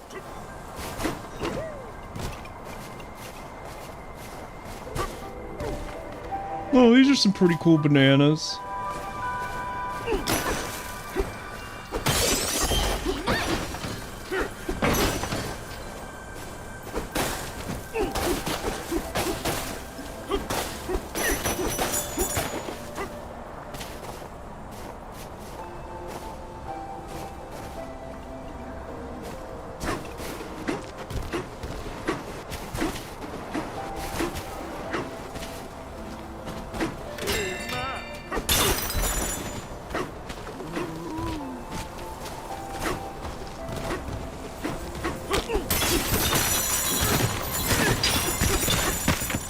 All right. Julio.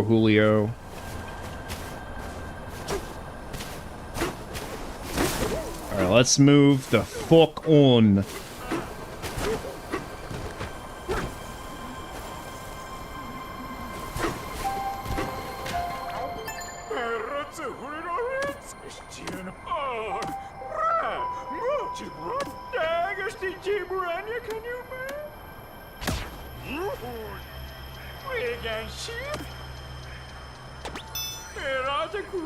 I see. Gotta go visit the Elder again. Alright, well, this is gonna be pretty intense. So, give me 1 second, guys. I gotta...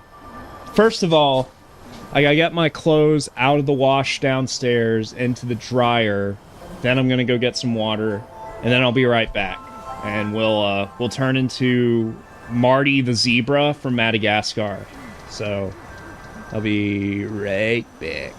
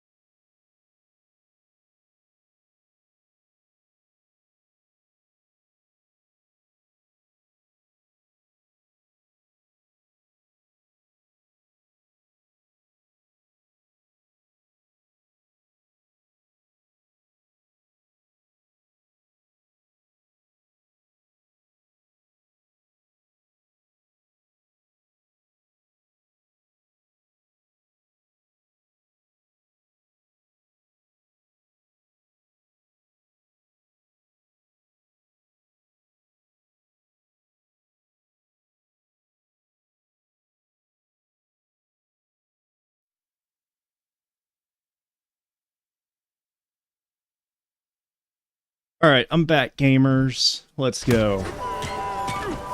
Thank you for waiting for me. You're so kind. Let me take a sip of my Wawa here. I am feeling dehydrated. And it's important to be hydrated in this treacherous weather.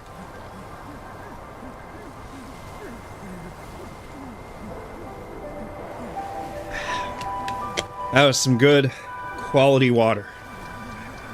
Hell yeah.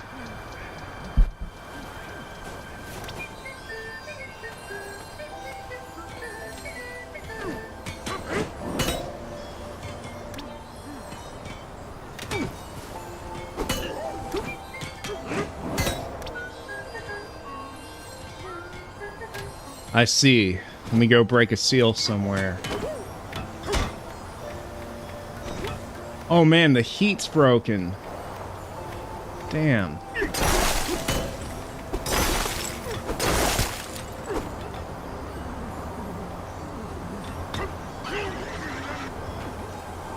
Oh my gosh.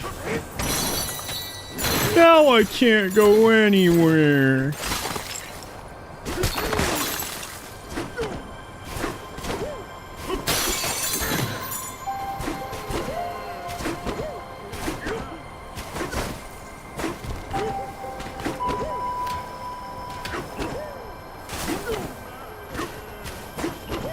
Maybe if I go over here. Maybe. Fuck. It's a banana covered in purple cum. Of course it's purple. It's purple and it denies you access.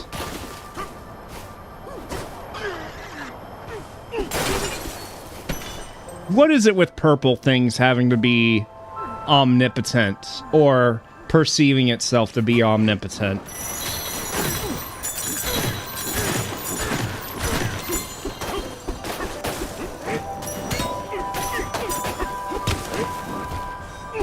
Like, they could have made this, like, metallic surface green, but it had to be purple.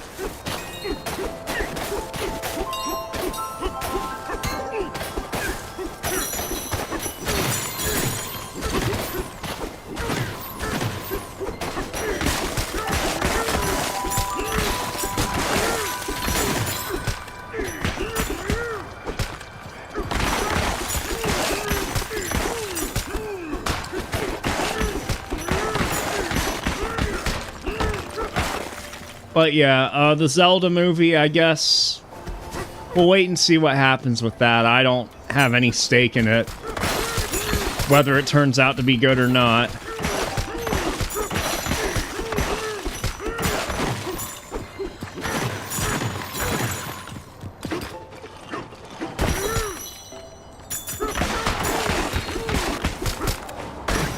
Holy fuck.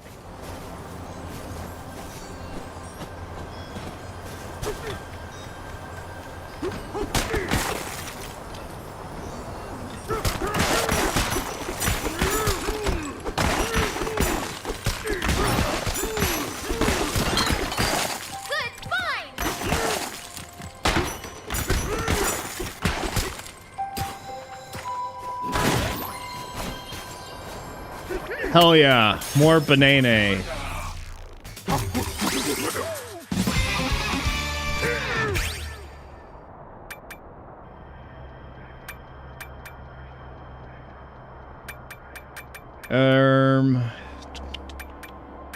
Better sonar. He uses sonar. Like, what the fuck? Is he a bat?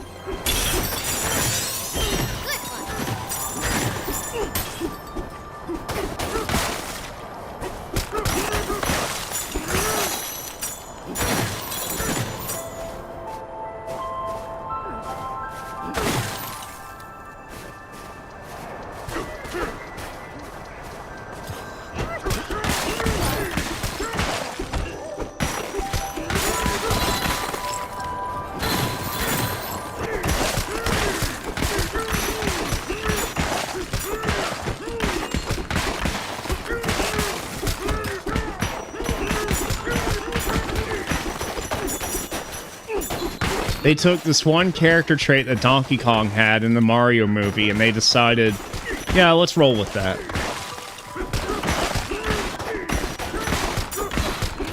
I don't even know where I am. Like, where the fuck is this? Holy shit. Yeah, this camera can be a little... Oh, okay, yeah. Oh. Oh.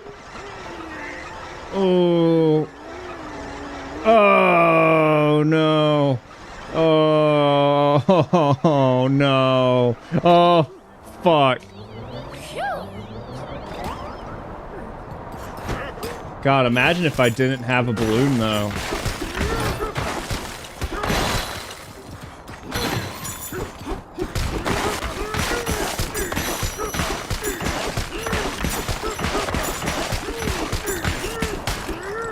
Oh! There I go!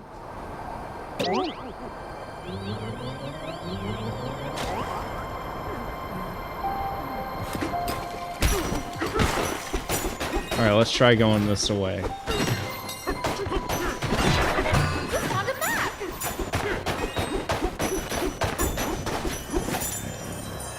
Alright, now we're back to civilization.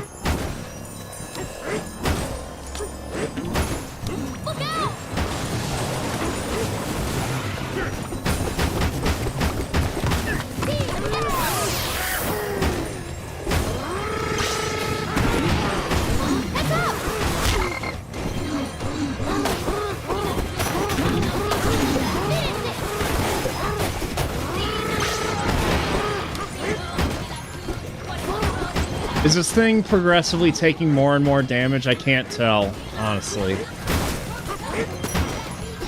Am I just supposed to keep punching this? You know what? Fuck this game. I'm gonna play Professor Pac-Man instead.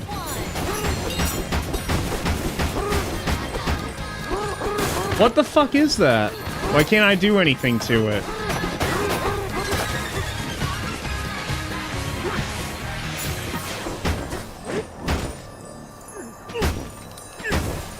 Alright, I guess that's just unobtainium right now.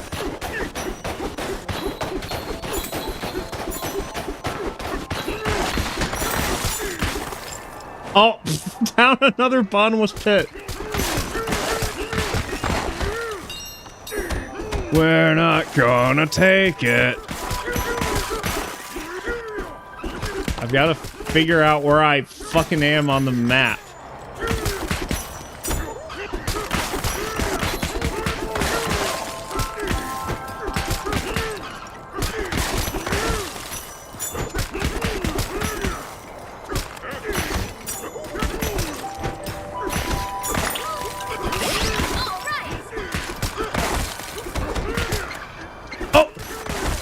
No, stop going through my fucking balloons.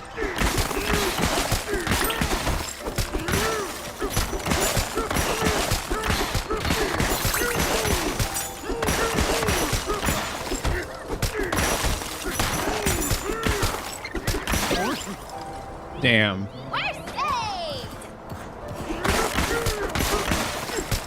You know what else is insane? While we're talking about insane shit, because that's the theme tonight. Recently I was on Discord with Nathan, and we just, you know, randomly, we were shooting the shit, and someone uploaded, like, a full VHS rip of Rugrats in Paris. So we just decided to watch it. I don't think Nathan had ever seen that movie before, but that was, like, a childhood staple of mine. That movie is kind of, like... That movie's kind of fucked up. For one thing, like, one of the songs in it is Who Let the Dogs Out, which is a song about prostitutes. You know, those are the dogs. You know, when I was a kid, I thought that was a song about literal dogs, like escaping the doghouse. But no, it's a song about prostitutes. And that's in a Rugrats movie, so that's cool. The whole movie... Like, the whole theme of it is about, like, Chucky's mom being dead, so they get a new mom from Japan. So there's, like, a really fucking sad song about fucking Chucky not having a mom. And, you know, Rugrats is like a really dumb cartoon that's just mostly like poop jokes or whatever. Like, not very... not one of the most sophisticated cartoons ever made. But then you have the fucking movies and... well, you have the original Rugrats movie, which not only is visually dark, but thematically dark, okay? Tommy almost kills his fucking brother. He, like, smothers his brother's face in peanut butter for the monkeys to, like, eat or whatever. Then you have Rugrats in Paris, which is about, like, Chucky not having a mom. It's motherless behavior.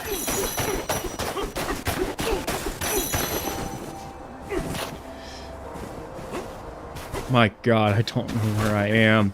You can't get where you're going if you don't know where you're from. That's what Mr. T said.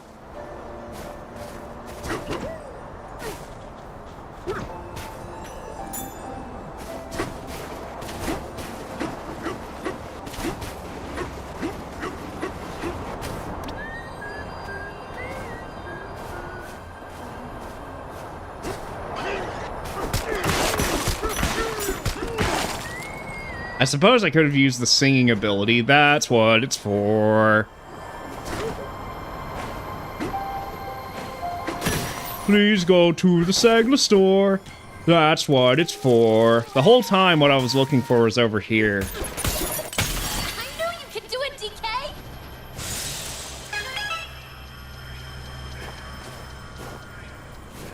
Okay, now the exciting shit's gonna happen. Now we're gonna turn into a zebra.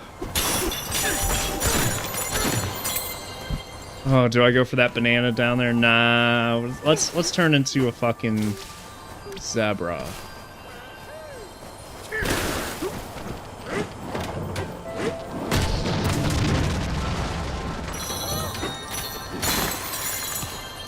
Hey, a banana! I love how she said that after I passed it, like... Oh, I see. It had been in my vision for like 20 seconds, then she's like, ooh, a banana! Then again, she's... How old is Pauline in this game? 13. I guess her brain's not fully developed, but still. Maybe she was a late bloomer. Who knows?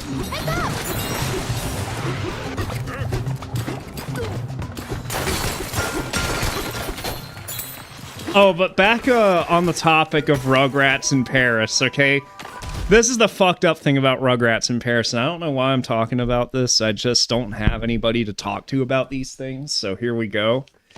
So the main villain of that movie is like this cougar dominatrix type, like CEO in France. And at the end of the movie, she gets like her dress bitten off by like the dogs or whatever. I can't remember.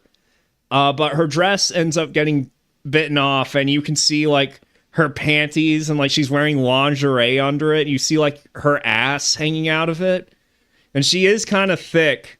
So I just got, in that moment, I was like, okay, how much Rule 34 exists of this character?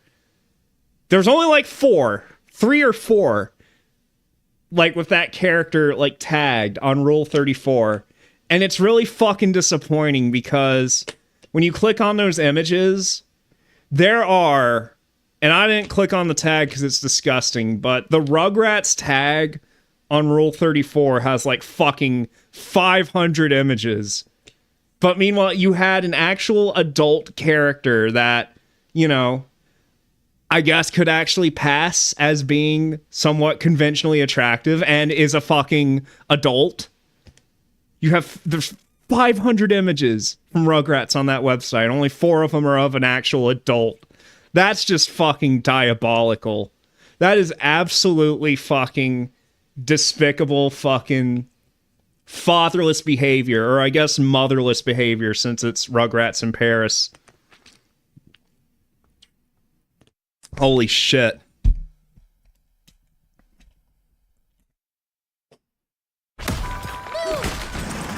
But I guess that's cool if... Never mind. No, it's not cool. It's a big icicle!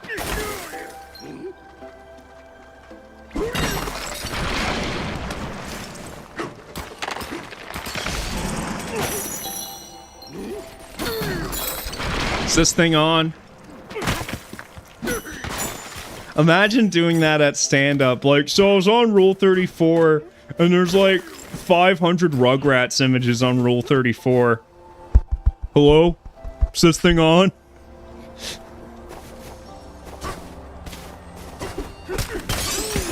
Nice. Just absolutely despicable. Aim. Alright, the gyro aim wants to fail me now for some reason.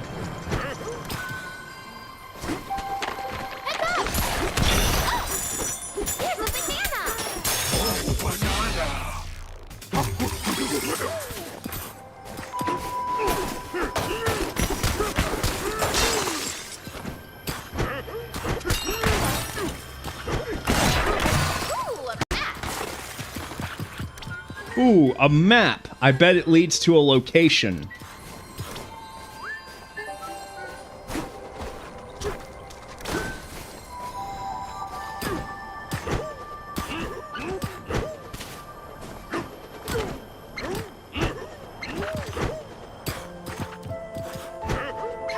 Oh my, I can't see the camera is a piece of shit. Jeez.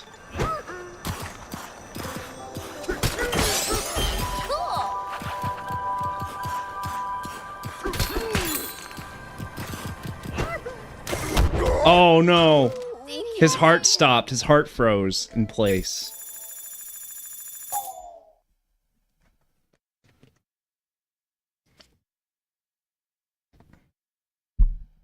Careful, okay?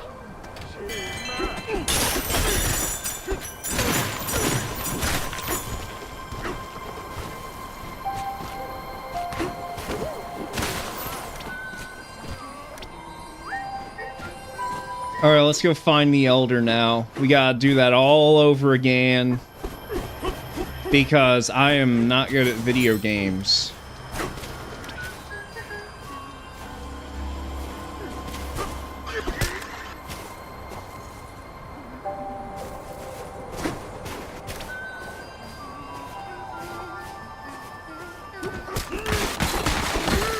So like, basically, basically, what is this? Okay, I don't know what that is. Oh, okay, thank you for submerging as soon as I jump on you, fucking... It's just not gonna come back up, huh? That's cool. That's really cool. I don't even know where I am. It spawned me on some, like, random, like, part of the map I haven't seen.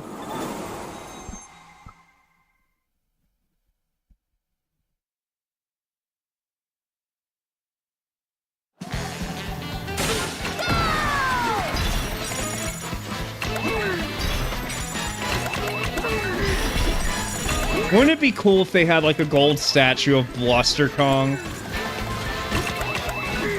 Oh, remember when the most annoying fucking YouTubers were calling this game woke? Because there's a character with a certain hairstyle in this game?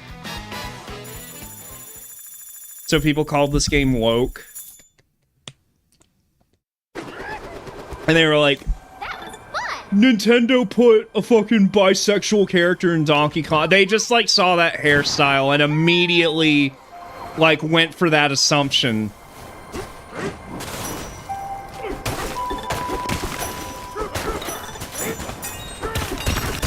Like, some of these people are just...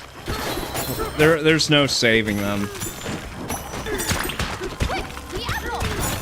Yeah, people just saw the hairstyle and made an assumption. Like, it's just a hairstyle. Like, I don't even understand where that comes from. There's a lot of straight women that have hair like that.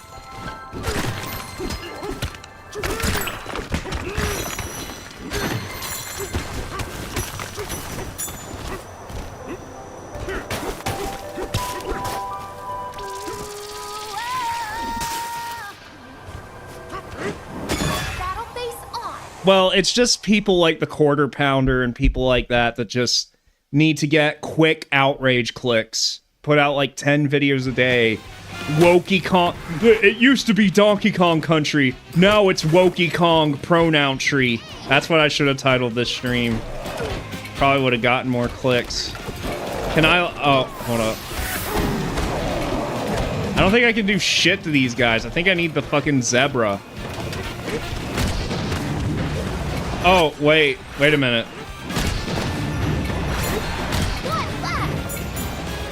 Oh, okay. Okay, these are some pretty cool bananas.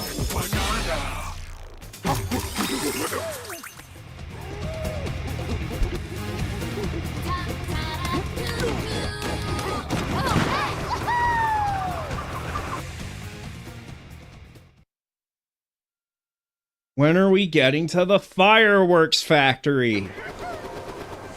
And we're back.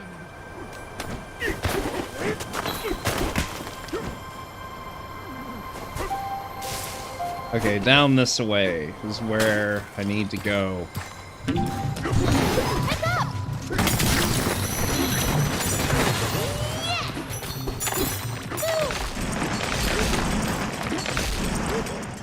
No! No, no, no, no, no! Fucking camera! Okay. Steady. Ready, aim, fire! Haha. Oh, don't you slide off, you fucking bitch.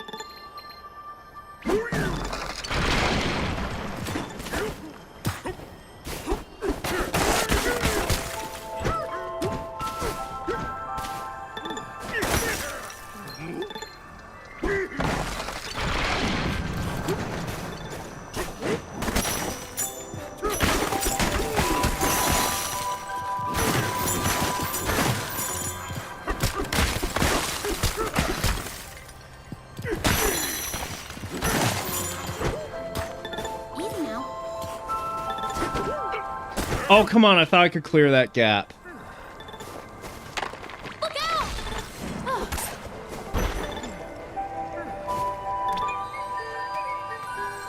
Okay, I actually need to get right there. Aim.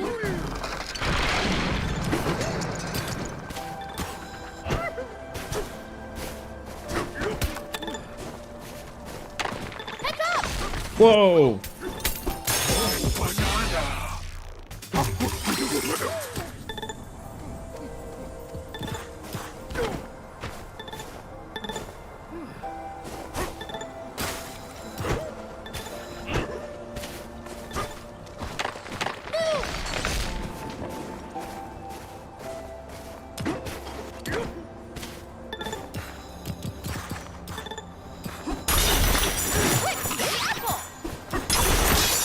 Oh, thank God for that apple. Look out! But yeah, so Nice one! in my time I haven't been streaming or doing anything online, I've played quite a bit more Mario Kart World. The game, I have mixed feelings on Mario Kart after having spent like over a month playing it. I think the game, it's a fun game in the sense of like how Mario Party can be fun to play. But mechanically, I'm gonna say it. I think Mario Kart 8 Deluxe is still like a superior game. Because the thing about Mario Kart World, the balancing is just complete shit. And considering you have like, what is it, 24 racers on the track at once, it doesn't really matter how good you are, it doesn't matter how familiar you are with the track, you're just gonna get assaulted. You're gonna get punished for your familiarity with the track and being able to, like, find shortcuts and stay in first place.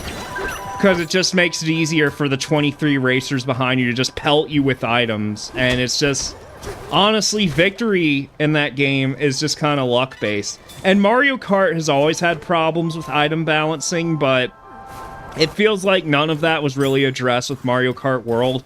And they just threw more racers at it, so it just exacerbated the problem. And there's some other issues too, but I think that's the main issue. I think Mario Kart World Because it does have a lot of cool things going for it. It's got the new mechanics, you know, being able to jump on the walls and stuff like that. I think if you're into, like, actual racing and, like, trying to display your skill, the most fun you're gonna have playing Mario Kart World is in the time trial modes. But actually racing with people, like, online, it's just gonna be luck-based, whether you win or not. Like, skill doesn't actually matter. Familiarity with the tracks, it's just... I mean, it might help a little bit, but not much, to be honest with you. But then again, Mario Kart 8 Deluxe, as it is now, is the result of, like, over a decade's worth of updates. So who knows, maybe 10 years from now, Mario Kart World could shape up to be, like, an amazing game. But as it is now, I mean, I'll still play it. It can be, if you have a group of friends to play with, like, it can be a fun time. But actually, like, you know, if you're trying to play competitively, there's just nothing there. Which I've never been super competitive with Mario Kart, but, like, you know, I can even see it from my perspective. It's just, it's not really fun to constantly play online, try and get your score up, and, like, it's just kind of luck of the draw whether or not you can actually have a victory or not. And the thing I was looking forward to the most with Mario Kart World was the single-player aspect of it, the free roam. They marketed the hell out of that, and it's really underdeveloped. It's actually kind of sad. I thought there was going to be a whole lot more to it. You can't even track the collectibles. Like, what the fuck is that about?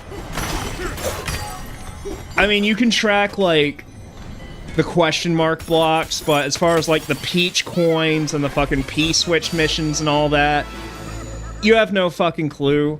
And if you're trying to unlock all the skins that each character has, well, the skins are tied to specific food items that are only on certain tracks, but there's no way to, like, gauge it. All you can see is, like, what skins you currently have unlocked. But there's no way to know, like, okay, what food do I need to get, like, a certain costume? There's still characters. Like, I've played hours and hours of that game. There's still characters I haven't unlocked yet, because some of the characters you have to be attacked by the Kamek item, like, while you're racing. And it's, like, a super rare item. So that's just kind of up for chance. Like, you just have to keep racing and, you know, hope you get hit with the Kamek item so you can unlock some more new characters. There's still, you know, I've been playing it for so long. Let me pull it up. Let me see how many hours I've got on it. I don't have as much as most people, but... Okay, 15 hours, so... People have put, like, hundreds of hours into this game at this point. But, you know, 15 hours, that's still a lot of time to have played this game. And you would think, like... I would say for, like, Mario Kart 8 Deluxe, if you played it by yourself for... I would say probably 10 hours, maybe. You should have all the content unlocked, like, in the single player. But 15 hours in Mario Kart World, and I still have characters to unlock that I just don't have because it's all randomized.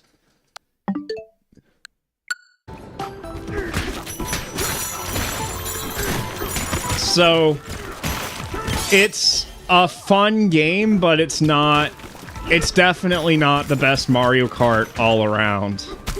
I mean, they could fix it, but, like, it's an $80 game. So I'm kind of less forgiving on it, to be honest with you.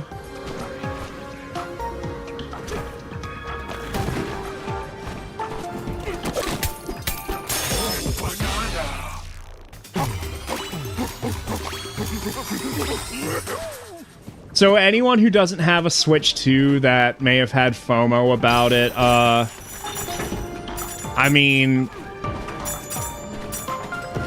I don't know. You probably aren't missing much in regards to, Mario Kart. Focus. Can I just throw this at the...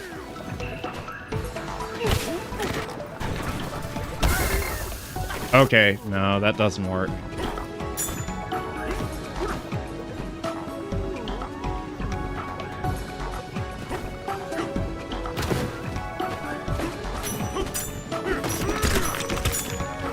It just seems underdeveloped, but they shouldn't be charging $80 for that game. It is definitely not worth $80, gotta say.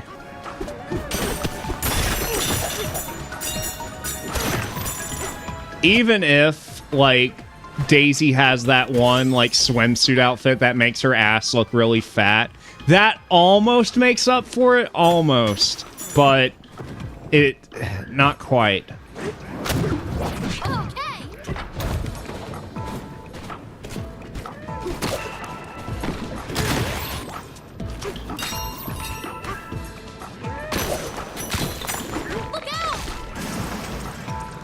And, you know, they said that what the fuck?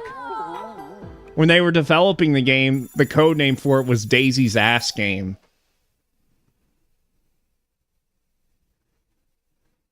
Careful, okay?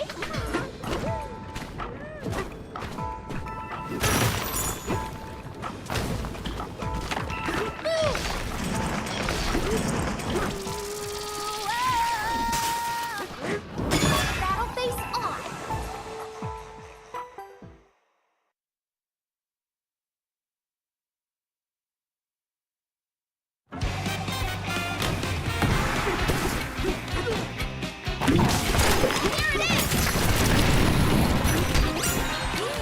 Oh, okay. I think I know how to get that one banana now.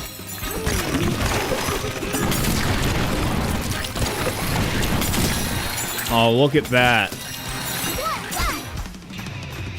That's some inventive enemy design.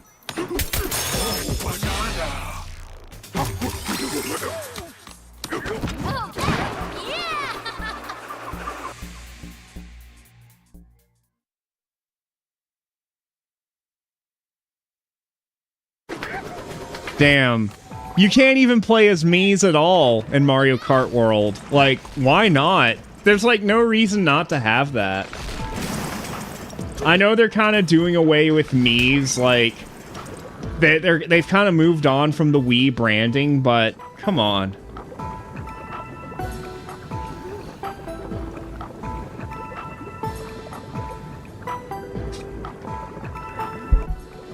Rosalina has that one outfit in the game that fucking... It just looks like a giant pussy. I am proud to say I've unlocked all the skins for the female characters in that game.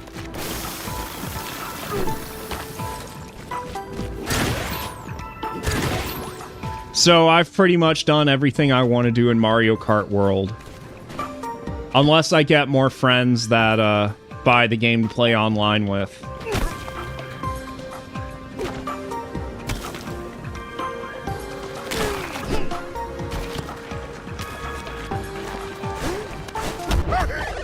Can I, like, ride vertically? Seems like I should be able to.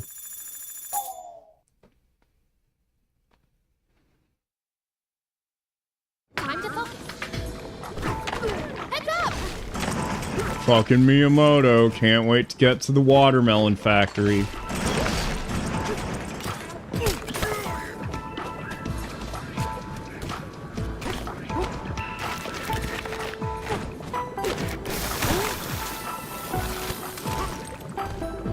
So how the fuck do I... Hold up.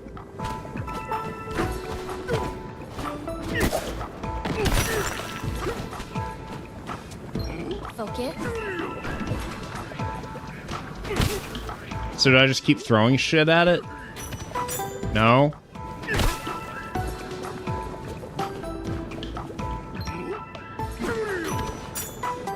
So what?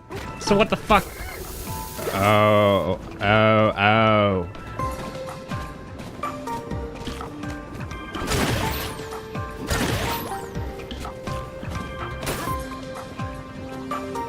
Aim. What am I aiming at, though? That's what I don't understand. Oh, wait, maybe these stalactites. Or maybe not.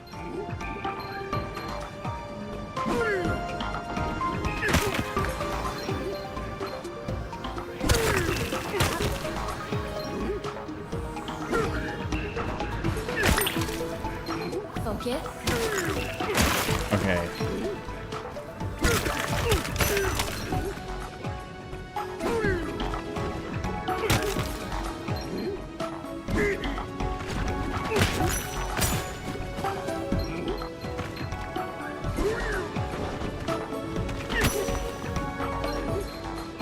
I get it now, I think.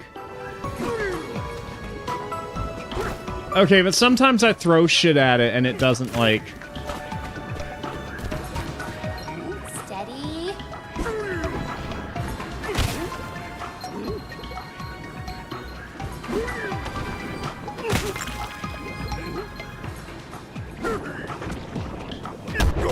Oh, okay. Nice. The foreskin mechanic in Pokemon. Damn. Never forgive them for what they took from you.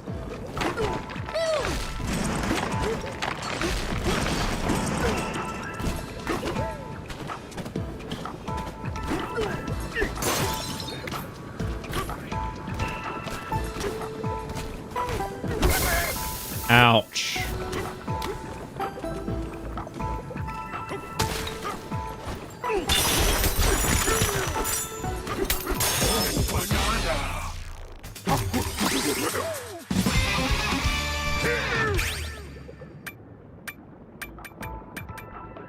One more, and I'll fully have my punch leveled up.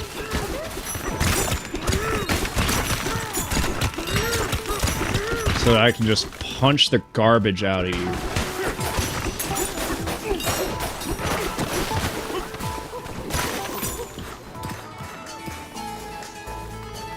Bruh. Or are they saying bruh because they're zebras? Or is it zebra in Europe?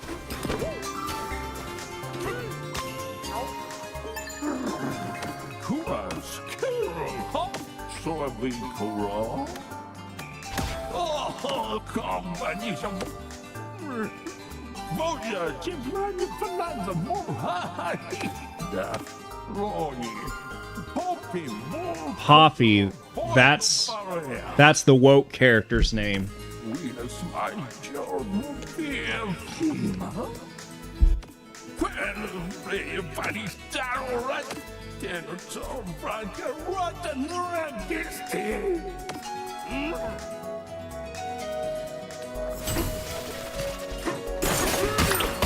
Damn, I'm not gonna turn to a zebra just yet.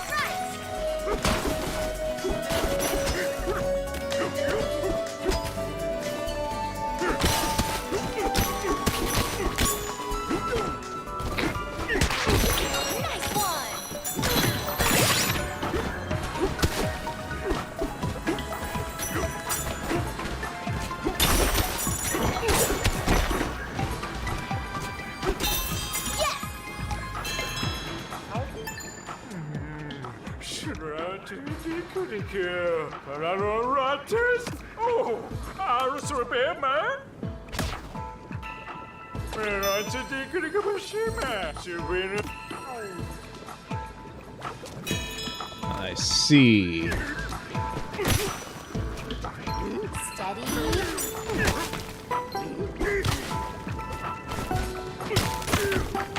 Heads up!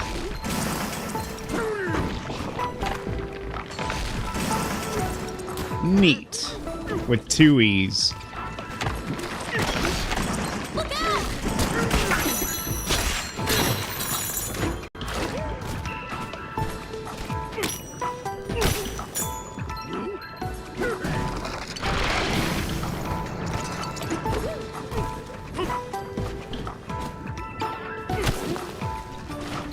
Focus. And then watch, we're gonna catch up to Void Kong and he's gonna be like, what bananas? There's no bananas. Are you talking about the bananas? We've got the greatest victory of our lives here. We've got this whole mining operation going on, and you're still talking about the bananas?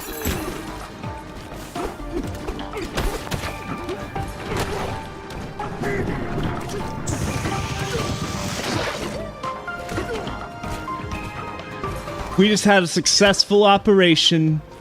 We made billions and billions of dollars. And you want to talk about the bananas?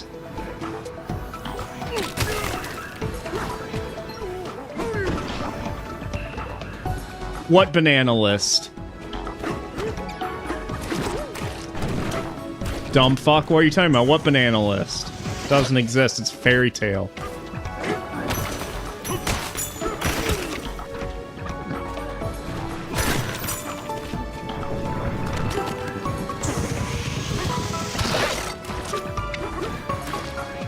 Alright, somehow I have to get down there. Can I feel like I should be able to... There we go.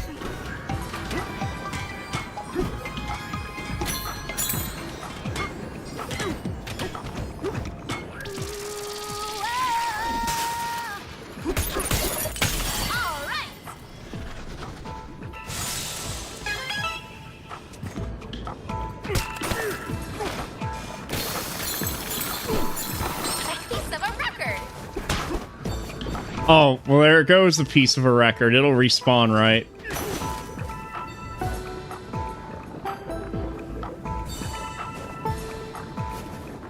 Can I not just... Do I really have to pick it up?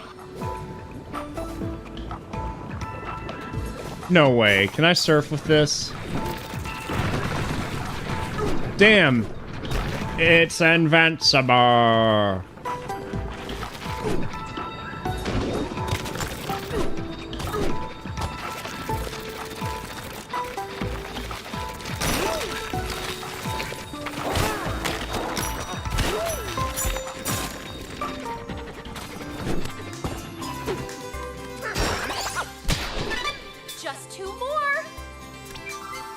Where could the next one be?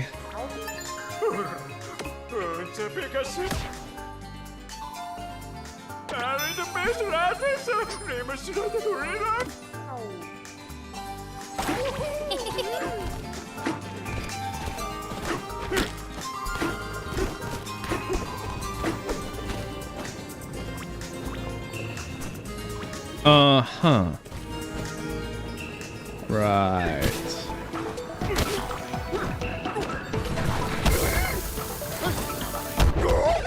Okay. That's cool.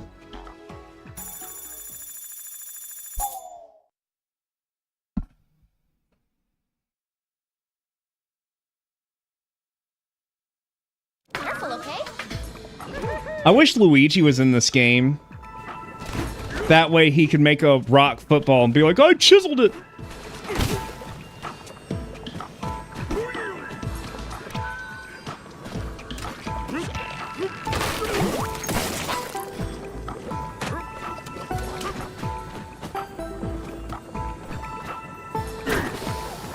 Oh, fuck, I had a piece of ice, and then I didn't. Oh, cool, the Dippin' Dots machine. Now we can have some Dippin' Dots, that's cool.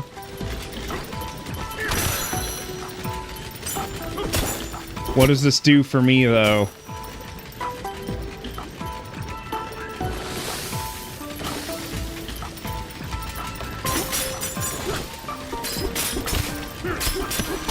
Okay, you just break them all and...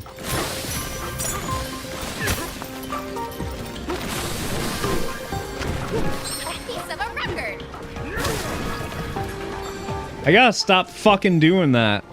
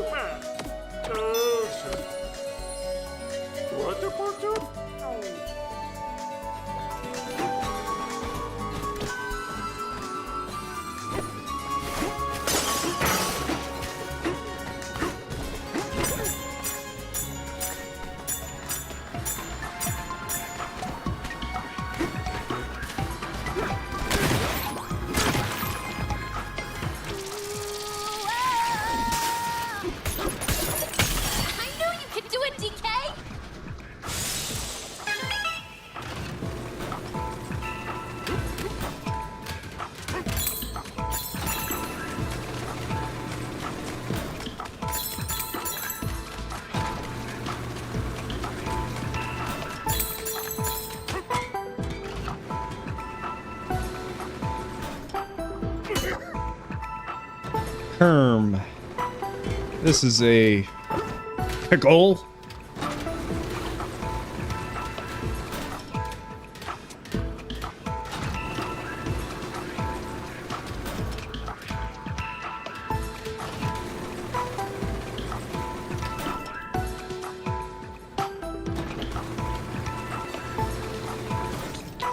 Alright, somehow I gotta get up there. No! Fucking bullshit, man. What the fuck?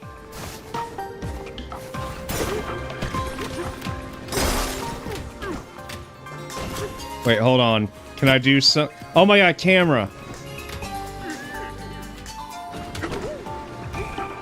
Ha ha.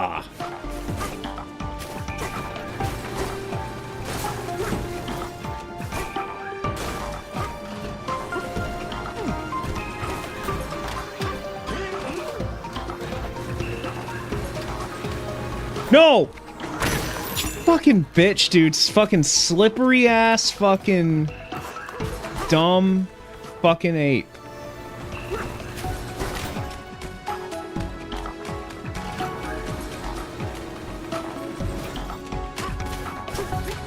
Fucking slippery asshole.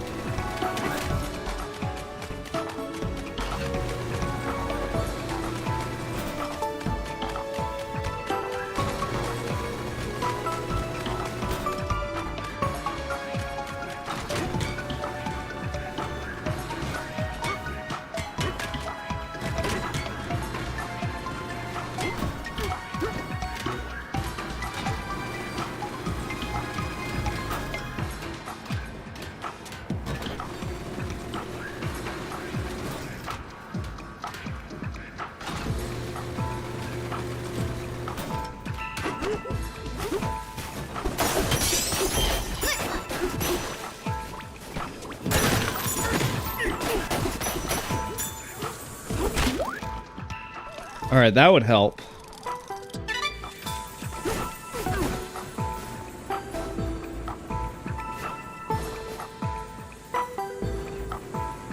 Now, how do I get up there? Huh. Oh, I think I see it. Makes sense to me. If this camera can, like, stay in a good spot for more than fucking 2 seconds. There we go.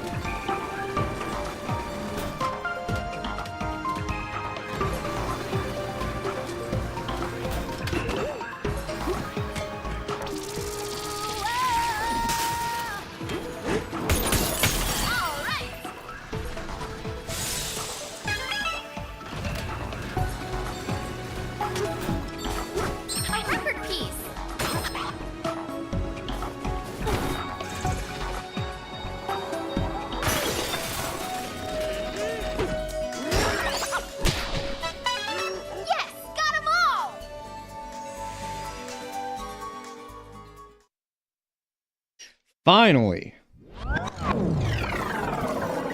Now we can do the thing. And become a zebra.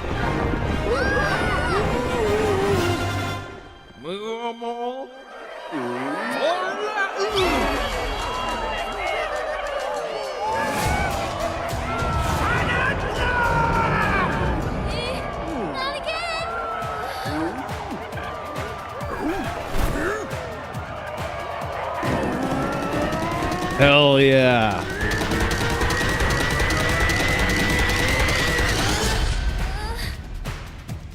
Got no choice. I got no choice.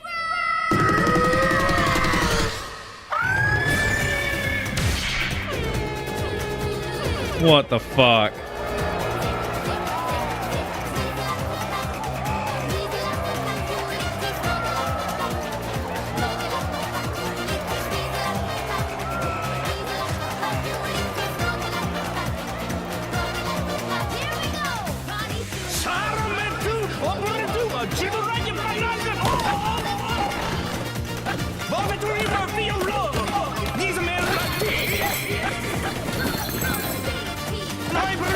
That's so cool.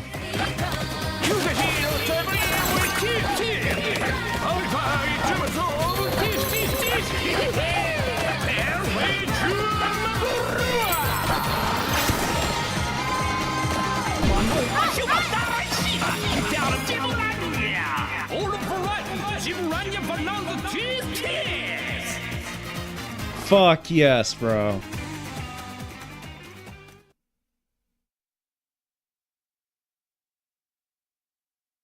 We did it, DK! You got the zebra bonanza!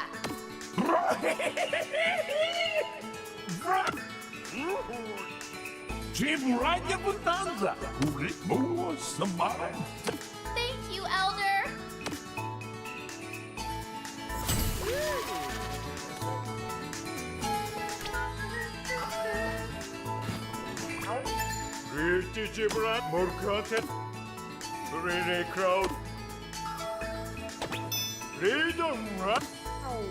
Hell yeah. Oopsie! The barrel cannon will get us there fast.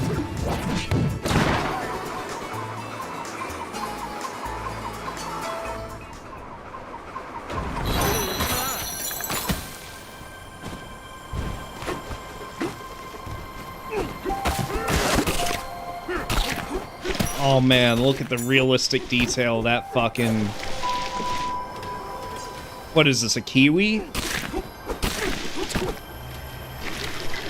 With a banana stem. Nice. Anyways, I'm gonna show you guys something. If you guys are still hanging around, I'm gonna give you guys something to think about. You know, the Titanic, that totally real thing that happened in real life? Guess who fucking sank it? You'll never guess who fucking sank the Titanic. Fucking... Let me find it right quick.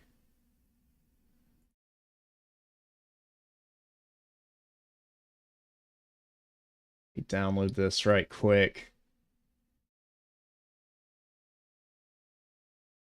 Check this shit out. You guys are gonna fucking lose your mind. It sure feels good to win. I'm almost convinced, Nicolino. Perhaps you're the strongest, but I will only be sure if you launch this really big iceberg in that direction.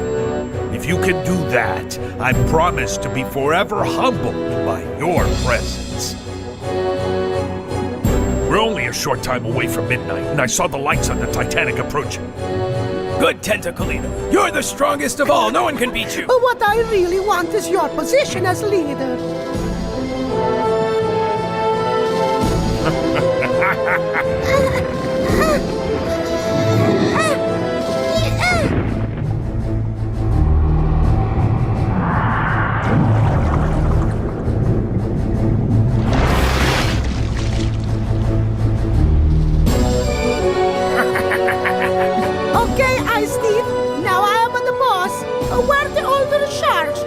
The sharks went away right after you launched the biggest iceberg.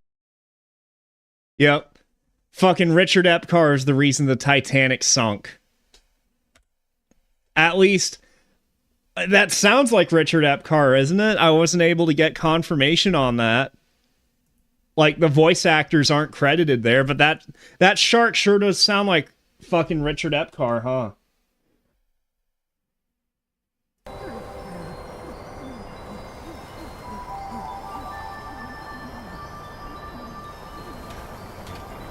Hey, Lupin, I bet you could use your Walter P-38 to fucking shoot the Titanic in half. I can't do fucking Richard Epcar voice.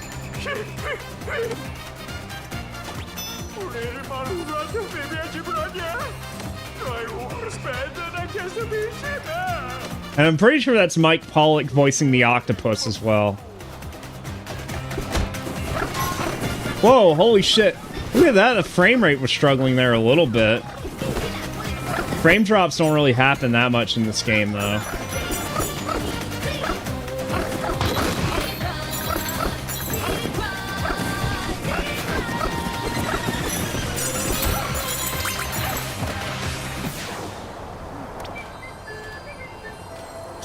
Zebra, zebra.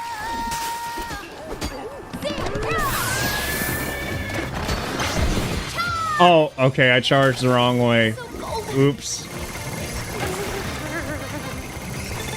Just kill me. My zebra powers can't save me.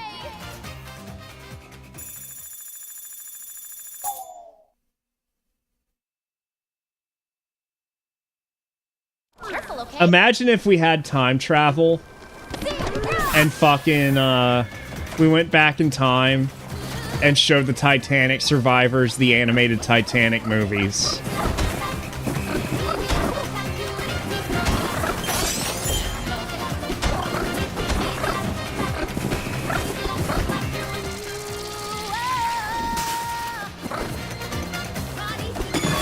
Let's go.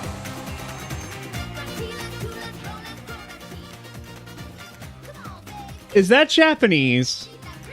I know I asked that before.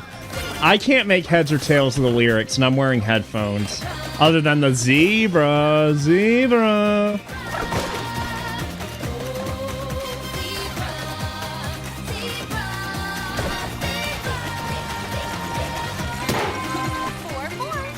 Oh, whoops. I didn't know the bridge was gonna crumble.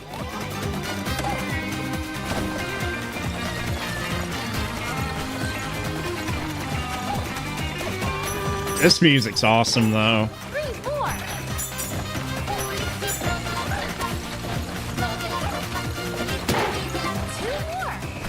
Segla, Segla.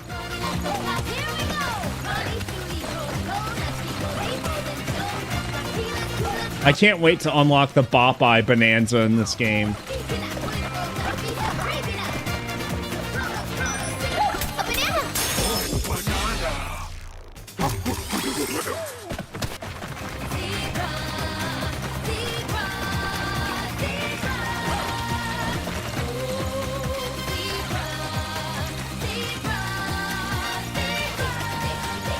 Where the hell is the rest of it? Oh, I guess I gotta go up here.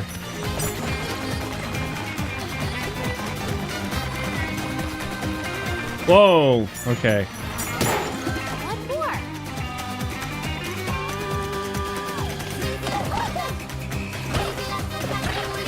Yeah, what's really weird, though, is I don't really understand why she's a kid in this game, because the reason I say that is, Cranky Kong shows up earlier in this game, and he makes reference to, like, having a rival who wears overalls.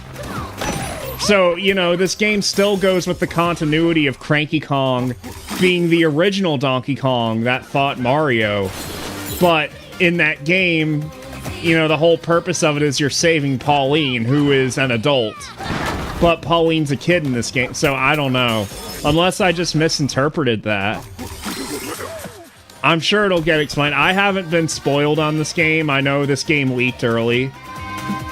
But, I don't know. I haven't looked up anything. Unlike Persona 5 Royal, I have not been spoiled on this game.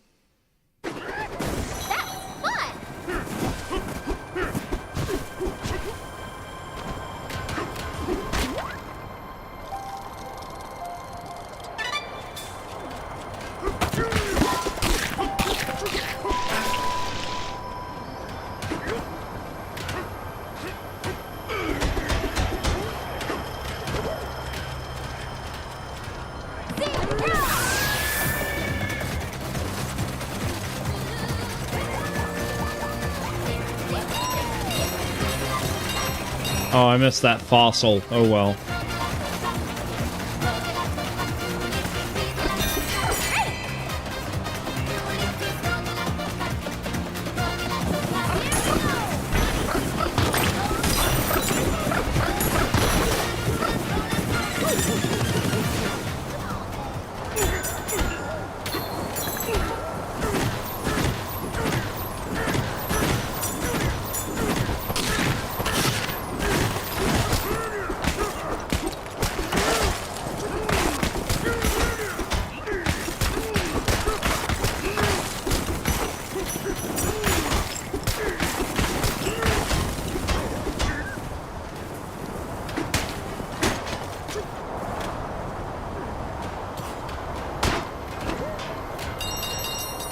By the way, there's a really cool game I want to show you guys before I finish off the stream tonight. There's like a game that's being ported from the PS3. It's coming out on Switch, PS5, and Steam. I kind of want to commit it to memory because I kind of want to check it out. Nobody's talking about it, and it has a really fucking awesome art style. So if I show it off on stream, maybe I'll be able to commit it to memory. It comes out in September, so I'll do that.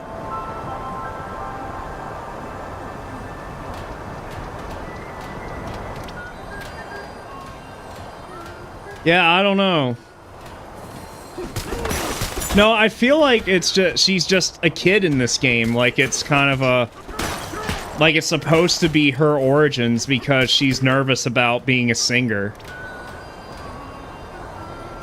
So I feel like, you know, I guess she's supposed to be a kid. It doesn't make sense because Cranky Kong outright references fighting Mario. Unless I'm just misinterpreting that. Oh no, it's Wokey Kong pronouncery.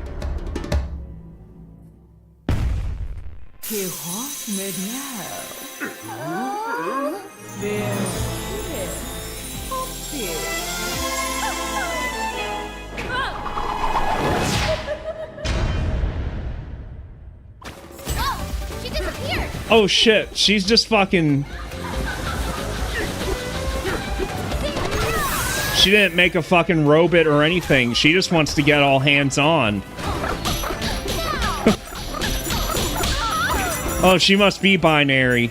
Or non-binary, because Nintendo wouldn't let you beat the shit out of a woman. Where is she? It.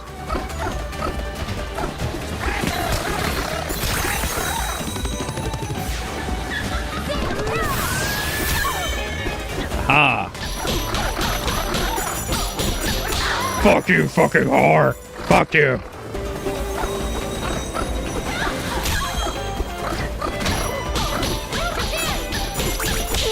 Yeah, now's your chance. Crack that whore's skull open.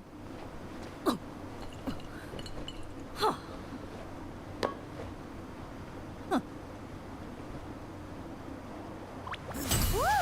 We finally stopped her. Oh, you better dark. Oh, okay, bye. Huh.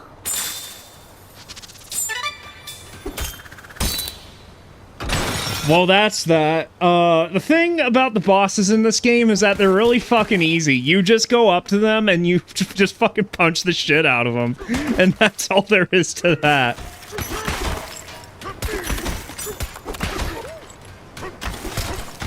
Like, nothing's so far been really that challenging in this game.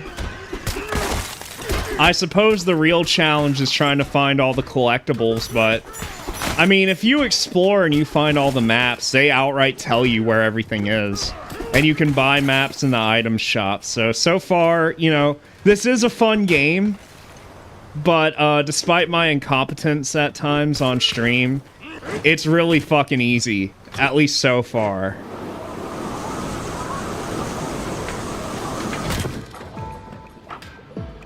How many bananas do I have?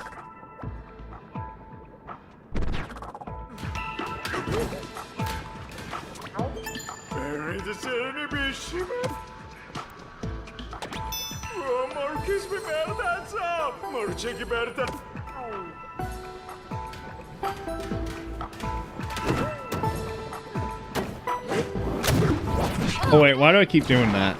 No, I don't want to go back up there. Fuck you. Fuck you!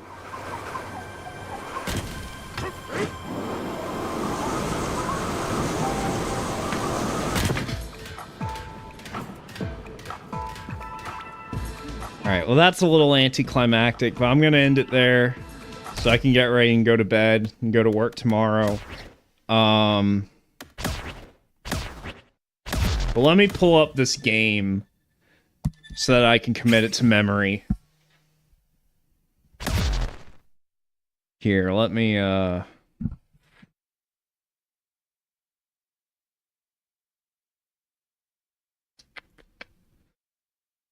pull up the darn link. Didn't want to stream for super long tonight, but, you know, thought it might be fun just to... Oh, fuck. Okay. I thought it might be fun to show the game for, like, a little bit. Alright, so this game is called Mamoru-kun Recurse. And it is a... It's basically, I guess it's a port of a game that came out in, like, 2008 on the PS3. I'm surprised I never heard of it before, because it seems like something that would have been up my alley back then. But let me see if I can share this fucking...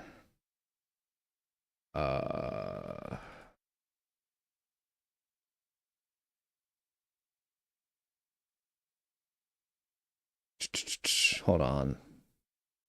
Let me put it in studio mode so I don't accidentally show something I'll regret.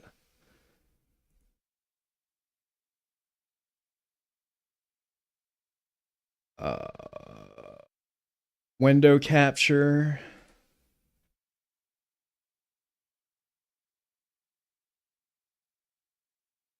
There we go.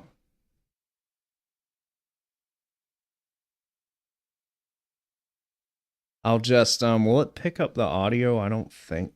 Actually, I think it will. All right. There we go. So I kind of want to check this game out when it comes out. For ages 10 and up.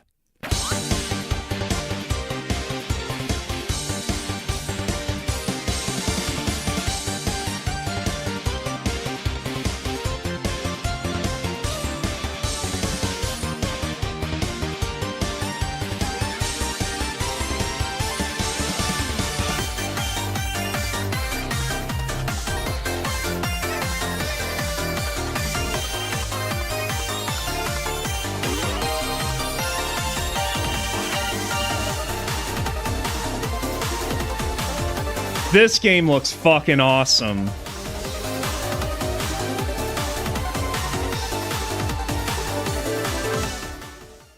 And if you notice, at the gameplay here, I don't know about you guys, but to me, this reminds me of Pocky and Rocky. Like how it's like an on-foot bullet hell game. But the thing that makes it really appealing to me is, at least judging by how it looks like a twin-stick shooter.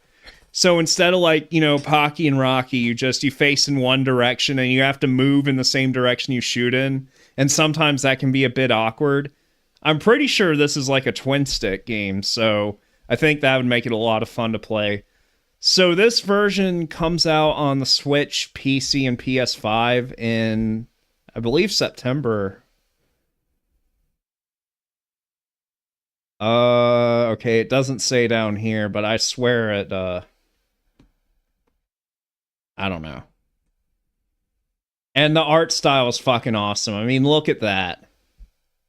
And it's the same, I believe this is all the same key art from 2008, so it's just that 2008 Moe aesthetic. It's fucking awesome. So... it's one of those games where, like, I'd look at it and then probably forget about it, but I want to commit this to memory, because this looks like it'd be a fun game to play. I actually discovered this because Limited Run Games are doing a physical release of it.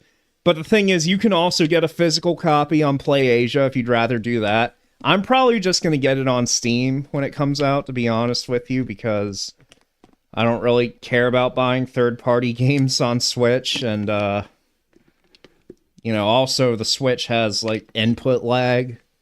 Like, an additional 2 to 3 frames of lag, and I don't think that'd be good for this kind of game. But I bet on, like, Steam or PlayStation this would be pretty fun.